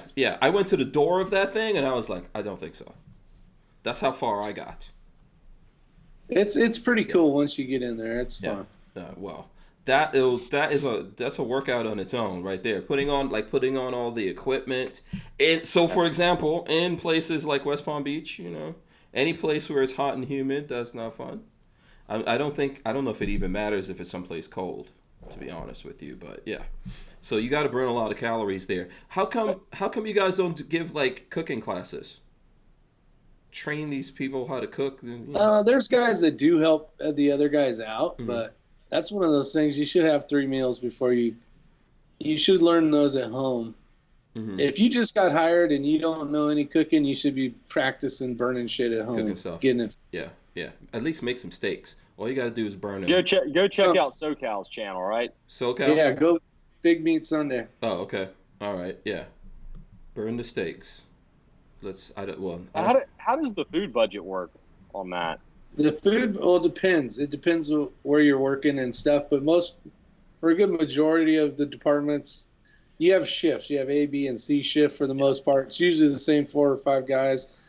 And then in the morning, they'll have the rotation of who's going to cook or whatever the case is. There's guys will be like, some guys enjoy cooking, so they'll be like, I'll make today's meals, and everybody pitches in $20-$25, and it's good for 2 lunches and 2 dinners, and sometimes they do breakfast kind of stuff. Yeah. So it's not so there's no budget in the. No. You could all say, you guys could be all, let's get crazy tonight and let's do steak and lobster per se or some shit, and everybody just needs to pitch in more money, basically. Oh, okay. So listen, here's the thing. Obviously, there's people that can or can't do all kinds of things, right? But I think the ratio of guys that I've met that can't cook compared to the women who can't cook, the women are going to have a higher ratio of not being able to cook. Am I wrong with that? Because most guys know how to cook. You're out of my friends. Nowadays, I would say that for sure. You're probably right. Yeah. Are we including Jewish women? I'm not even getting into what you want to get into right now. I'm not getting into that. This is like, out of all my friends, I've got 2 friends that don't really know how to cook, and the rest of them, their moms made sure they knew how to cook, and and then all my friends who are girls, I don't have a single one that knows how to cook. Oh, no way. Yeah, I'm dead serious, and I think it's part that's a disqualification for ever being married. Yeah. You should. Whether you're I love to cook on the weekend. I'm not cooking during the week. Yeah. I've broken up with before I got married. I've broken up with chicks that didn't know how to cook. Oh, you can't cook? Actually, okay, very nice. I will see you never ever again in this lifetime. That is a bad thing. But it exists. It does exist. So because I've done a lot of contracts in the last 10 years, so I've been home a lot, and right now I'm working 150 miles from home, so I'm still not home a lot. I'm home on the weekends. My daughter taught herself how to cook. Good. Because, Awesome. I'm not there to cook. My wife has that affliction, so she doesn't cook. Uh-oh. Yep. Mrs. FlyingRich. We're not getting into this conversation with Rich. That's him doing this all on his own. That's Rick. right. We don't know what he's talking about, really. Yeah, we don't know. I know you've got younger kids, Rick. Do they know how to cook? My son does, and my daughter's not a huge, meaning like she bakes all the time, but she makes some really bomb-ass bake stuff. Oh, okay. Yeah, at least that. Come on now. She really likes and enjoys some baking, but my son's more on the meal kind of, the stuff after dinner is what she kind of gets into, but my son's more of the meal kind of guy. Mm-hmm. Now, Rick, when she bakes, is it from scratch or is she ripping open a box? No, it's from scratch. My wife. Oh, good for you. My wife has quite a few recipes, and she's like, "Can I try this one?" And we're like, "Sure." The worst that's going to happen is you'll either burn it or it'll taste bad and whatever. Because my daughter's doing a bake sale, and she just rips open a box. I'm like, "No, this is bull. Let's bake some brownies from scratch." And she's like, "No, I'm not doing that." Yeah. All right. Yeah. Okay, let's go to some gun stuff before people start. Well, actually, this is not even going to be a gun thing. This is going to be a crazy news thing. So who was watching Chuck Schumer today causing a kerfuffle? Senator Schumer threatened Supreme Court justices So I guess they were demonstrating out in front of the Supreme Court. On the steps of the Supreme Court. Yeah. He was calling out the Supreme Court judges there, and two of them in particular, right? Was it who was Gorsuch. it? Gorsuch and what was the name of the what's the name? The other Trump one. Yeah, I'm trying to remember what was the other the Trump guy. I forgot his name already. So anyway, he was. Someone will tell me what the other guy's name was here. So he did that. What do you guys think about all that? Does that I think he should be in jail. That rises to the level of threat? You know, these are the guys. Here's why I say this. These are the guys that want to red flag us. So, you know, Kavanaugh. Kavanaugh. So does that, to you guys, in your opinion, does that rise to threats? You know, technically he hasn't violated a law. He went really up to the edge and didn't violate the law. But let's apply the Gabby Giffords and Sarah Palin standard to that, where because Sarah Palin had like bullseyes on targeted areas that she was going to campaign in, the media went nuts. And like the week after the Gabby Giffords shooting, they said, he was going to say targeted, but he like backed off like it was the N-word. He's like, I was going to say the T word, but I'm like, you guys are the biggest bunch of girls going, and I don't mean that derogatory to women. Right. So if you think that that wasn't a threat, then this isn't a threat either. I mean, we got to stay, you know. Right. Stay in the same left lane. lost their mind on Sarah Palin for targeted areas after the Gifford shooting. Yeah. But meanwhile, Chuck Schumer got a rally on the Supreme Court steps, and he's like, "Yeah, you got it coming to you. You got what is it? He didn't say hailstorm. He said some sort of storm coming at you, and that's bad. Yeah. Because what these guys are, they're appointed for life. What are you going to do to them? Harass them. That's pretty much what they're going to do. Yeah. Or worse. Yeah. And look at all the Antifa people. If we stirred up some group of people that went out and did something bad, they'd be coming for us. But if Chuck Schumer stirs up Antifa people and they burn the Supreme Court down tomorrow, he's going to say, "Oh, it wasn't my fault." Okay. What do you think about this? Harrison? I really haven't read into it. I didn't even know that happened, so it's kind of hard to speak on it. But I will say there's definitely a media having the control they have. There's a double standard. We all know that it's old news. Yeah, absolutely. All right, let me go to another stupid story here that I found. This was interesting. Throw this one up on the screen. I'll read the headline for you. The biggest mistake of my entire life. This is the quote. A Twitch streamer was banned after firing a gun during a live stream inside his house. Twitch streamer. The interesting thing is this picture here that they put up of this guy. He's got the gun in his hand, his finger on the trigger. Obviously, he didn't check it to make sure that it wasn't loaded. He didn't clear it. He's got his shoes up on the table and a Coors Light. Coors Light and hand sanitizer will bring down the world. That will destroy the world, in my personal opinion. Prove me wrong. Who can prove me wrong out there? You know. So what do you think about? Glock? What do we got there? It looks like a Glock. So I'll read it to you. A Twitch streamer's channel was suspended after he fired a gun inside his house during a live stream Wednesday night. Carl Reamer, who streamed on Twitch using the handle Sour Carl, appeared to fire the gun by mistake while joking with viewers of his live stream. "Say I ain't got money," Reamer says as he brandishes the pistol in a clip from the stream preserved on Twitter. Suddenly, the gun goes off, blasting debris off his desk as Reamer recoils. So, very bad, very bad. I mean, as in the gun community, we're the ones actually getting harassed. I had a video deleted last week. You know, we're not even allowed to handle anything live, but we hopefully know. I mean, I don't know someone who's like in the gun community that's done this same stupid thing. Obviously, this guy has a gun, but does it understand safety? What do you guys think about it? Well, there's a reason why the fire department is still around, and it's because of idiots. People. So, people do stupid stuff, and then the idiot quote. Is there an IQ relationship to house fires that's inversely proportional? Pretty much. What's the most common cause of a house fire? Depending on location, it's a lot of times candles. People will burn candles. Open flame would be a better way to say that. Dryer lint?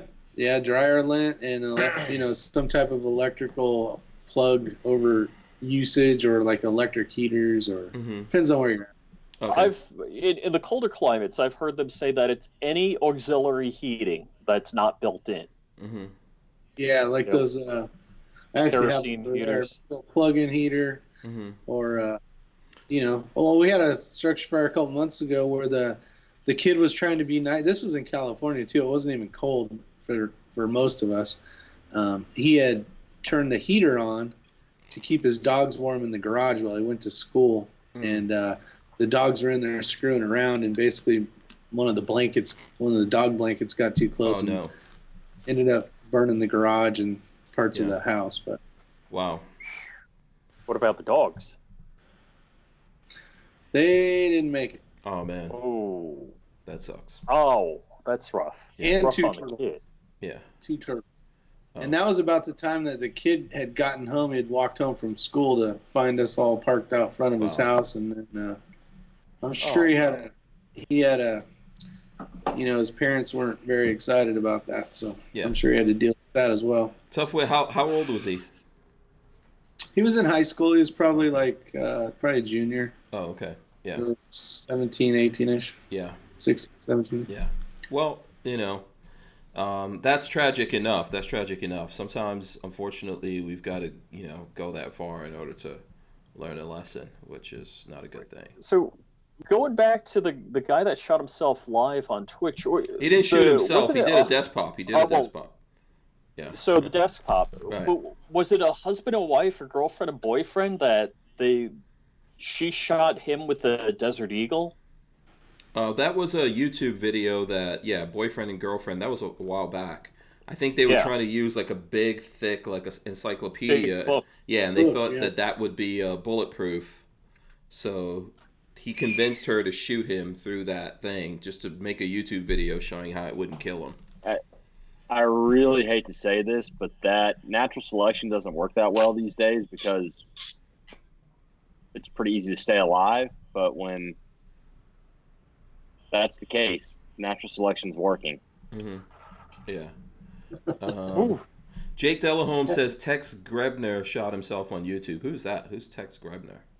This is probably 8-10 years ago. Oh, okay. Is that the guy with the cowboy hat where he was using that?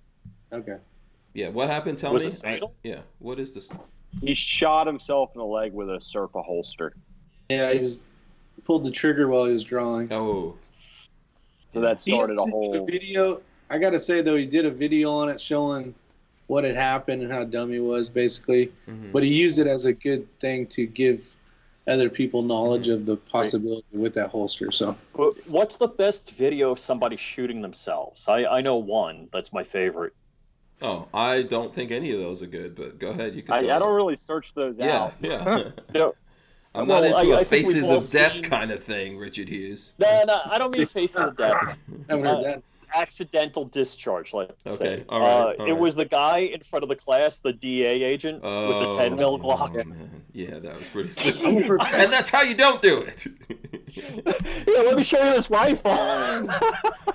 Somebody show you something. Yeah. I'd be crying my eyes out if I shot myself in the foot with a 10 mil. Yeah. It's okay, so yeah, you know what? Because you work for an agency doesn't necessarily mean you're the best. I'm just want to leave that there. I went to the FBI training academy one time. One of my friends is a trainer over there. And he was, did we lose Richard? Oh, here he comes. Yeah, he was telling me, so outside of the academy, like right outside of the range, they have these things that you have to clear your gun, and then you've got to point into this thing to shoot and all that kind of stuff before you go into the building, because you can't take anything into the building when you're in the academy. And I was like, you guys really have any kind of problems with this? Does this actually happen? And he was like, yeah, man. People discharge off into those things all the time. They just don't clear properly. So, Wow. That one video, he shows your audio it to, went real loud. Your audio went real loud, Rich. Oh. Yeah. Okay, there you go. It's better. Yeah. Go ahead. He shows the, he's got the slide back. He shows the gun to one of his crew, and it's like, it's empty. And the guy just like nods, yeah, it's empty. And it wasn't. Yeah. The best thing to do is never show anyone your sidearm. I don't know if anyone has any advice here, but that's my thing to do. Too many gun guys do that all the time. So I've seen videos of guys in gun stores, for example. They love to do this. You know, the guy in the gun store that always takes off his sidearm that he has and then clears it and goes through the thing and then pulls the trigger. You know? Yeah. And it happens. There's video of those guys discharging through a wall or something like that. You know? Why are you taking your gun off your side to show it to someone? What exactly is the reason for that? You know, and it's usually like some gun that have been made like Super 400 billion times, like a Glock 17 or something. Look at this Glock 17 I got. Super Ninja version. Yeah. So I don't know. I think as a policy, just don't do that stuff. You know, and obviously, like we did lots of shows before YouTube came up with this crazy thing where we had guns and things like that, and you know we make sure the guns are clear and all that kind of stuff before we're showing them. Keep our fingers off the trigger and all that kind of stuff. But you know, listen, he got off good here. Let me ask this question to you guys: who has been like? I'm not saying that you did the accidental discharge, but who has been there or next to or almost accidentally discharged on? Anyone? I know a few people that have. Mm-hmm. Luckily I wasn't there, and okay. This time in juncture I have not, which is good. Okay. I know I was doing something and someone accidentally discharged a AK round, 7.62, into the ground right next to my foot. Oof. Yeah. So I have never had an accidental discharge, but I have had people point guns at me, brand new people at the range, loaded. Yeah, that whole "look what I did" type. Oh, finger in the trigger. All right, so I'll leave names out of it. I've got one. Okay, all right. I think I know who you're talking about. This was back in 1994. A buddy of mine, U.S. Army sniper, guy was good as they get. He comes to the house. I had just picked up a new SIG pistol, and of course everything's hot at the house. And so he picks it up, takes the mag out, clears it, and he's dry firing it, checking out the trigger and everything else. My wife is actually washing dishes. My little 3-year-old is running around over there. He takes the mag, wanted to know what it felt like, the balance felt like with the magazine in it. Well, he racked around, took the mag out, so now it's sitting with one in the pipe. So he aims at my cat and then just aims towards one of the light fixtures and blows a hole in the house out. And so I go out on the roof to make sure I can account for this round, and it hit a tree outside in the yard. He could not apologize enough, and my wife said, "I do not want him over here ever again." And I was like, "What do you say?" You know? Yeah. Did you say yes? Yeah, it happened. Yeah. Yeah, honey, get over it. Yeah, I did the same thing at his house last week. It was crazy. Listen, without a doubt, accidents happen, but what we have to do is try to, minimize those as much as possible. And there's just certain things you could do to minimize those things. So, but accidents do happen. They do. Yeah, and you have to. I think your brain can actually play tricks on you. So you can, if you're all the time racking that slide or whatever, or pulling it back to look in there, you can actually think that you did it. So there's all these different things that you just have to force yourself to be as careful as possible. Happens to lots of people. You do things often enough, things are going to happen, but you just have to keep reminding yourself. That's even the reason why I'm talking about it, right? To remind everyone out there, be careful. Be extra careful. And so, for example, people always ask me, so if I have an AK, I'm always racking back that bolt, right? That's one of the reasons why I do that, because someone discharged around right next to my foot. So whenever, and what that person told me is that they didn't have their finger on the trigger. I guess they were just shooting it so much that it cooked off, which I don't know. I guess maybe does that actually happen with AKs? They get so hot they cook off a round or something like that. Maybe. I've never heard of it. What about hang fires? I've heard of people having hang fire issues, but I've never personally experienced that. But I don't know. Well, so what I do if I'm shooting an AK, I will take out that magazine. If I'm shooting anything, I'll shake out the magazine, clear it, and put it no magazine and all that kind of stuff. But not everyone does that. But especially when you're but I've heard sometimes. I guess it's only when you're using sketchy ammo. But say you supposed to go bang, goes click. Mm-hmm. The issue is the primer hasn't fully ignited, but you want to leave that round in there, downrange, keep it pointed in a safe direction for a couple seconds or whatnot. Yeah. Okay. By the way, let me just remind everyone watching right now: smash the thumbs ups. Okay, we appreciate that. Let's see. Let's move on from this Twitch guy who's gonna live in infamy now. Let's see. We did the Schumer thing. Any other gun news? I think I saw that. Oh, ATF approves the Grand Power. Anyone here into Grand Power guns at all? The Grand Power stuff? Okay, so here we go. Oh, okay. So ATF approves Grand Power Strybog SP9A3 for U.S. import.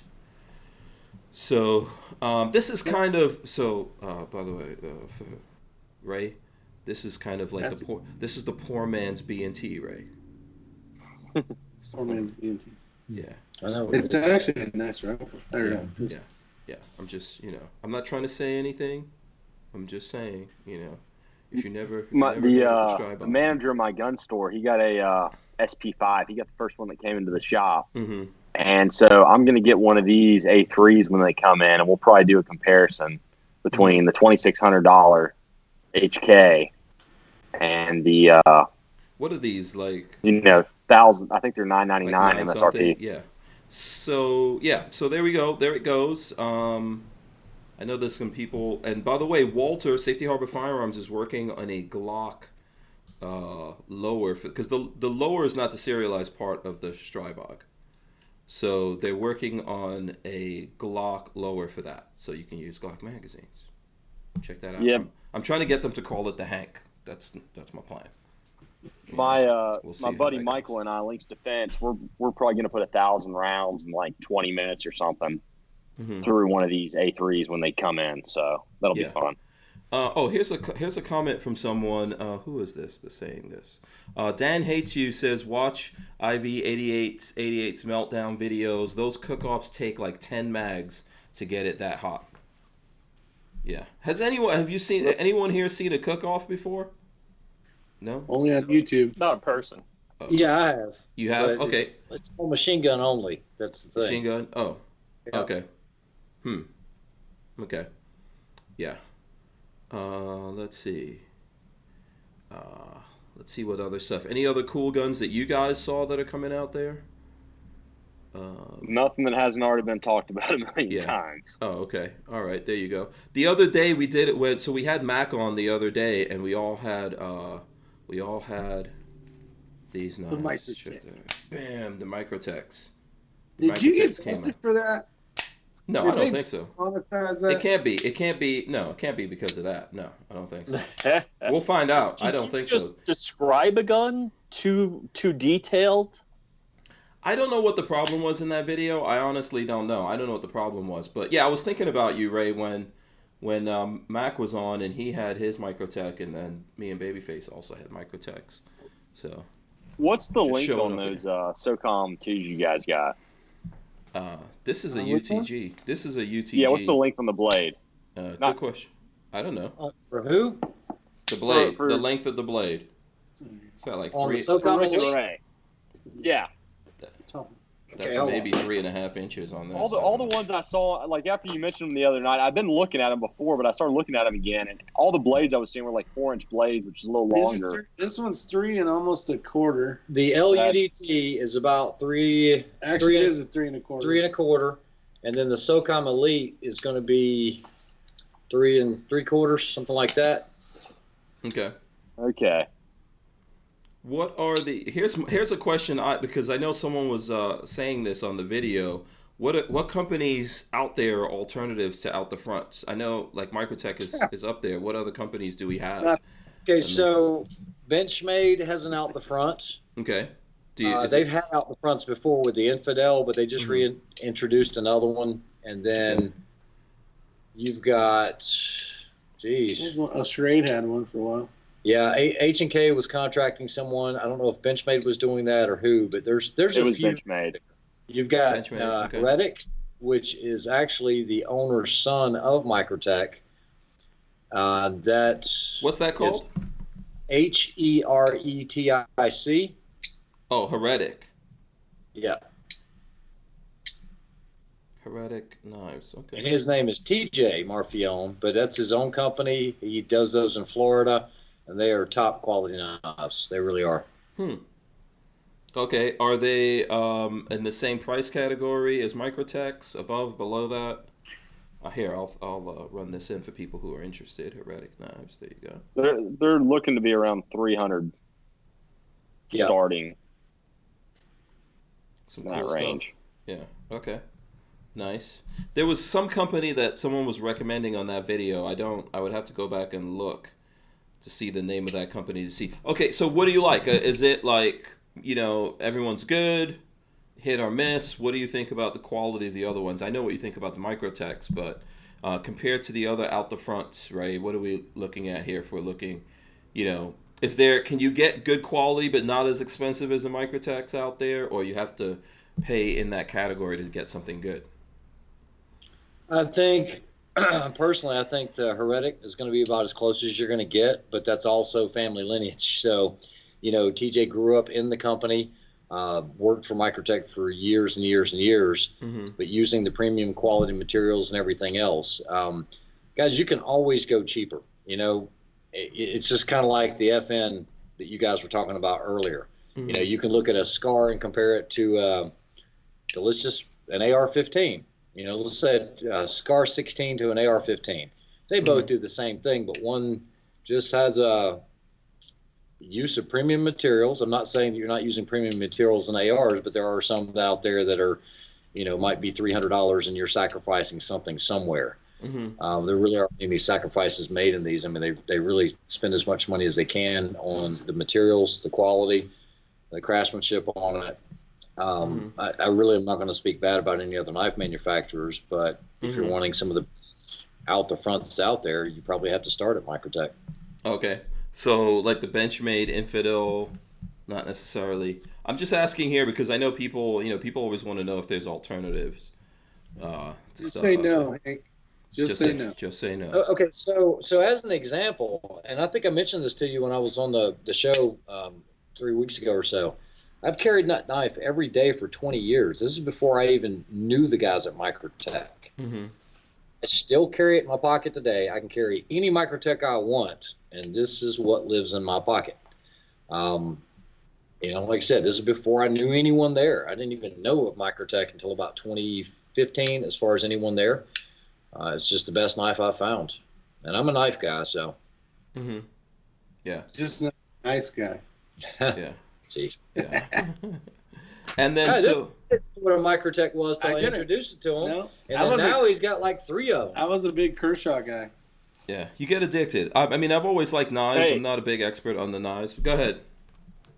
Kershaw's not bad for a $30 knife that's going to last 6 months to a year, if that's your use for it. Yeah. Ewell Adamus says most OTF are not EDC. They are more showpieces. Okay, I will disagree with that to a point. They are not as hard use for tough environmental conditions. You can take any out the front, any manufacturer. It doesn't matter if you're talking about Benchmade or Microtech or anyone. You can take some grains of sand, throw it in the end of it. Guess what? It's not coming out. Okay, because it's in a track. So it doesn't ever come off of track. It's in a groove. And when you start putting sand or dirt inside of that, you're going to cause a problem with it coming out. So I'm not going to say it's not an EDC knife because there's so many people that carry out the fronts as EDC knives, but it does require more maintenance. You have to be more cognizant if you're going to be in a sandy environment, whether it's Infidel and you're overseas in the Middle East, or even for me, one of the CD matches that I was shooting, we were in the desert and I was carrying a combat Troodon, and I got some sand in my pocket, and guess what? It didn't fire. Oh. But I had some oil. I sprayed it out. It was good to go. But you've got to maintain them more, no doubt about it. That's why I carry this knife. The SOCOM Elite Auto, it doesn't. You can get sand in it. It's going to work. Oh, okay. Opt out of gun control says Microtechs don't take Glock mags. Not yet. No. So what's the best kind of knife to get? The folder, a fixed blade? What's the what category of knife is a good knife to get? And if you don't have a lot of money, that you could get into this in less than $100, get a really good knife that could last you your whole life. For $100? Probably the only thing that's going to fit that bill would be a K-bar. K-bar? Would be about it. Okay. Cold Steel makes some really good knives. I have a lot of respect. I have a lot of different knives from different manufacturers, and for the price, a Cold Steel is good if you're saying sub $100 price range. I don't have a lot of knives in that category, but the ones that I do would be something like a Cold Steel or something like that. Okay, so where's the price level that you're supposed to be looking for? So let's say someone's looking at this. What kind of knife are you trying to accomplish? An EDC knife? Yeah, I would say a EDC knife. So you're saying, like, what's the best value in EDC knife? Yeah. Not looking for anything fancy, just something really quality that you can carry every day to open boxes, do whatever you need to do. So I'm going to make you guys probably throw up in your mouth a little bit, but I carry a Kershaw Weston. It's like a $30 knife. I carry 5 4 of them a year. You lose it, it dulls, you can't sharpen it again, toss it, get another one. Yeah, Ray doesn't know what to say to that. That was my thought back in the day, right? And then after you've come to realize how much better the other knife is, as long as you do not lose it or the airport gets it, you buy one knife and it'll last you for actually forever. Okay, so I am not a disposable type person, okay? I have a lot of things that have sentimental value to me. I have, Zippo lighters, things like that I've had for, 30, 40 years. Same with my knives. I just hold on to my stuff. And so I tend to I gravitate towards the higher quality stuff, just like there is nothing wrong with the Timex at all. But you've got that certain guy that, okay, well, I'm going to go with a Casio, or I'm going to go with a Garmin, or I'm going to go with a Rolex, or, a Breitling, whatever the case is. They all do the same thing. I don't know. That's the way I am. So it makes a difference. I think what a lot of people are afraid of, even in that video when we put it up, there was someone saying, hey, I like Microtech knives, but I don't want to lose something I dropped $400 on. I don't want to leave that somewhere or whatever. And I think it has happened to all of us. I've lost really nice knives. What do you say about that, though, Ray? What do you say to that? I have never lost a knife in my life other than this one, and it was missing for 2 weeks. I was moving some sheet metal off of a dock, and it got unclipped off my pocket.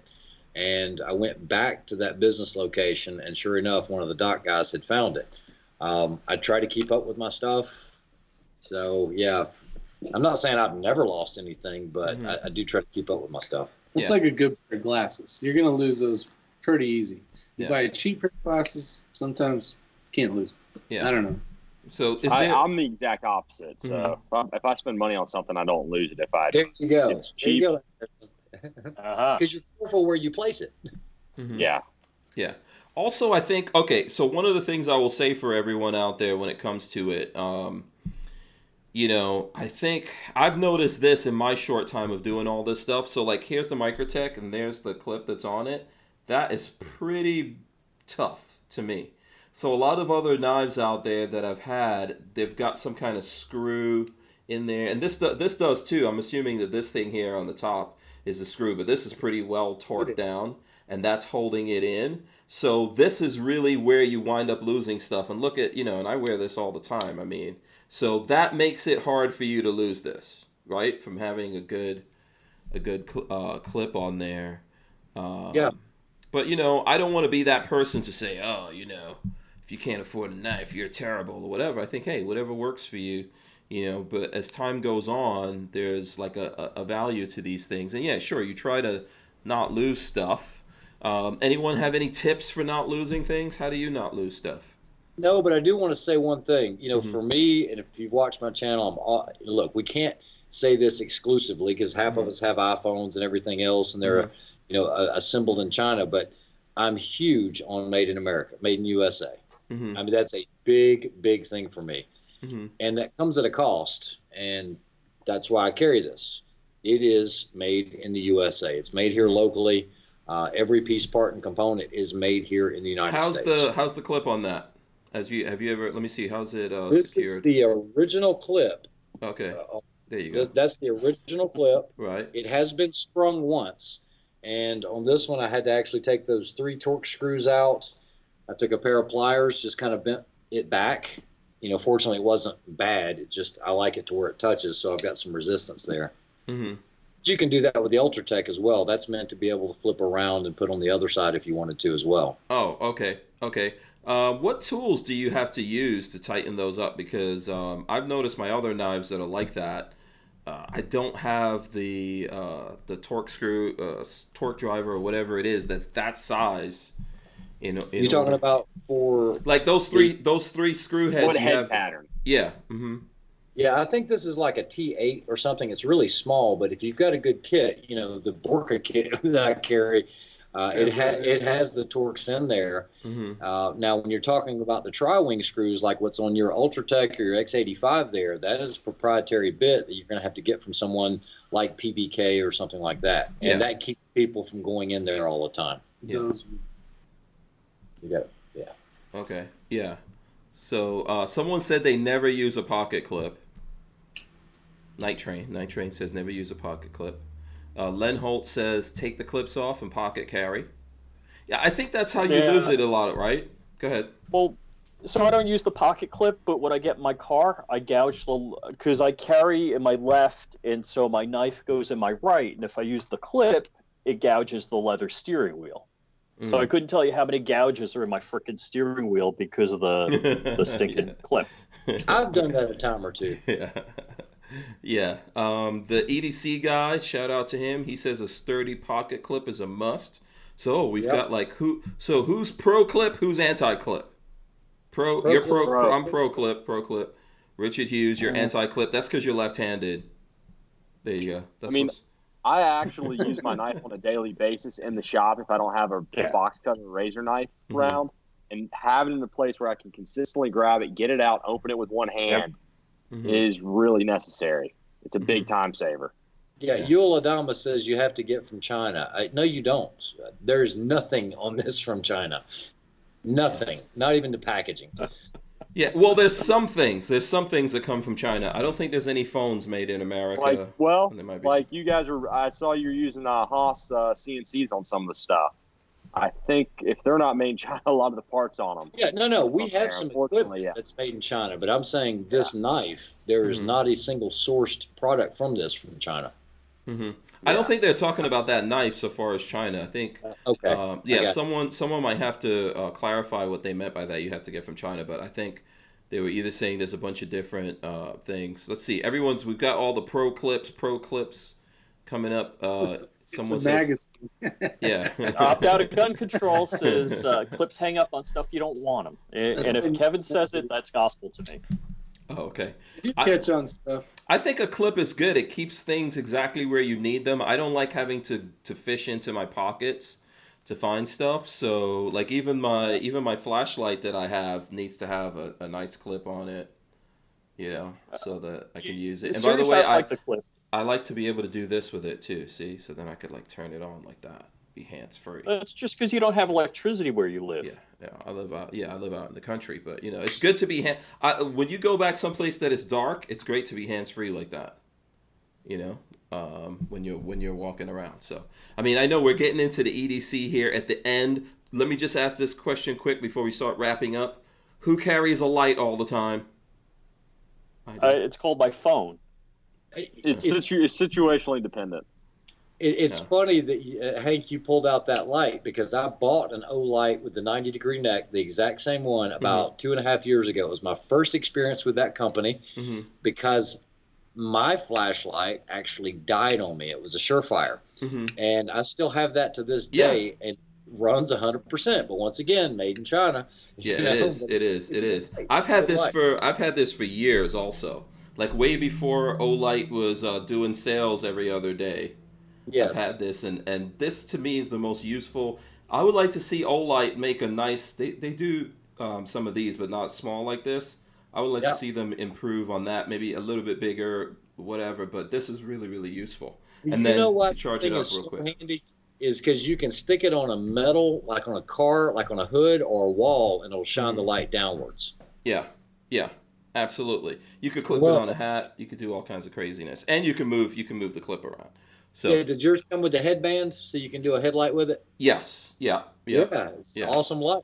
Yeah. I mean, I don't really use all of that. I mostly have this, and then in my office, in my car, all those places, I have I have the USB thing to charge it up. I've charged it up several times. It's pretty good.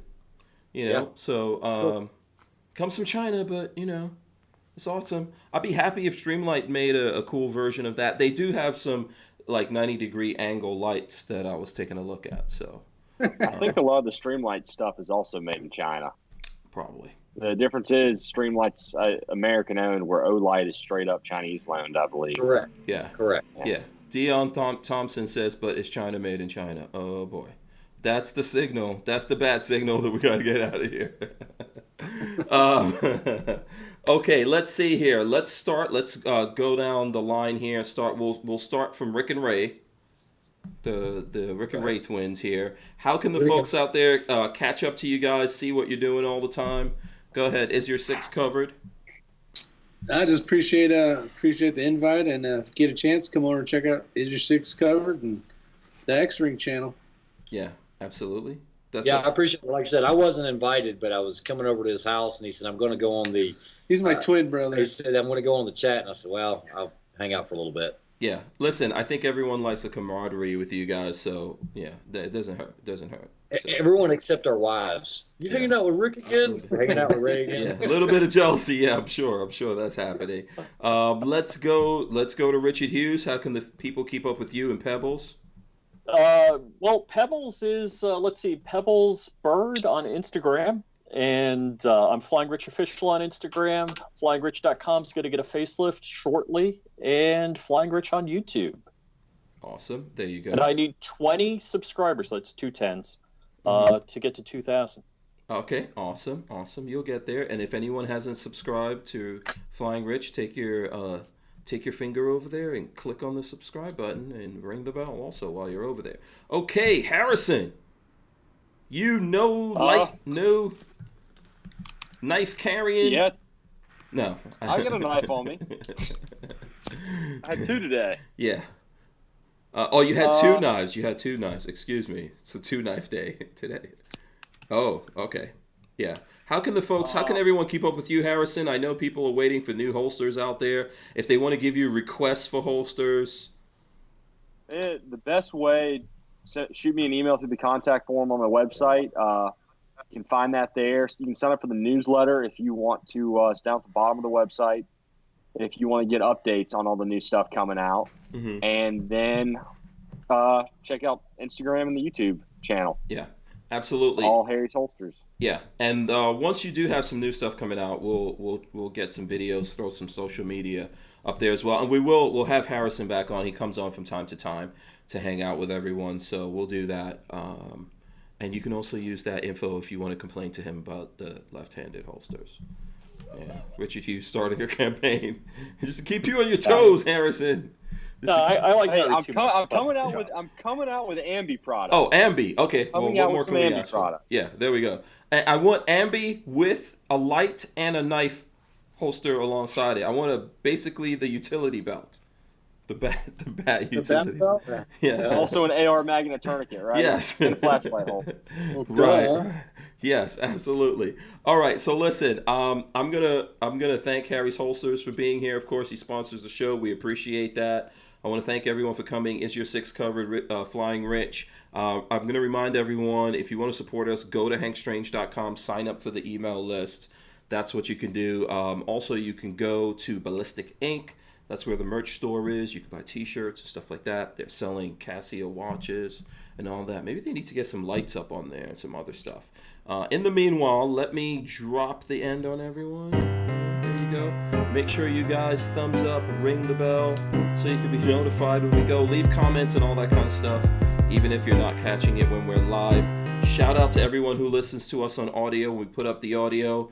Thanks to everyone once again for coming in.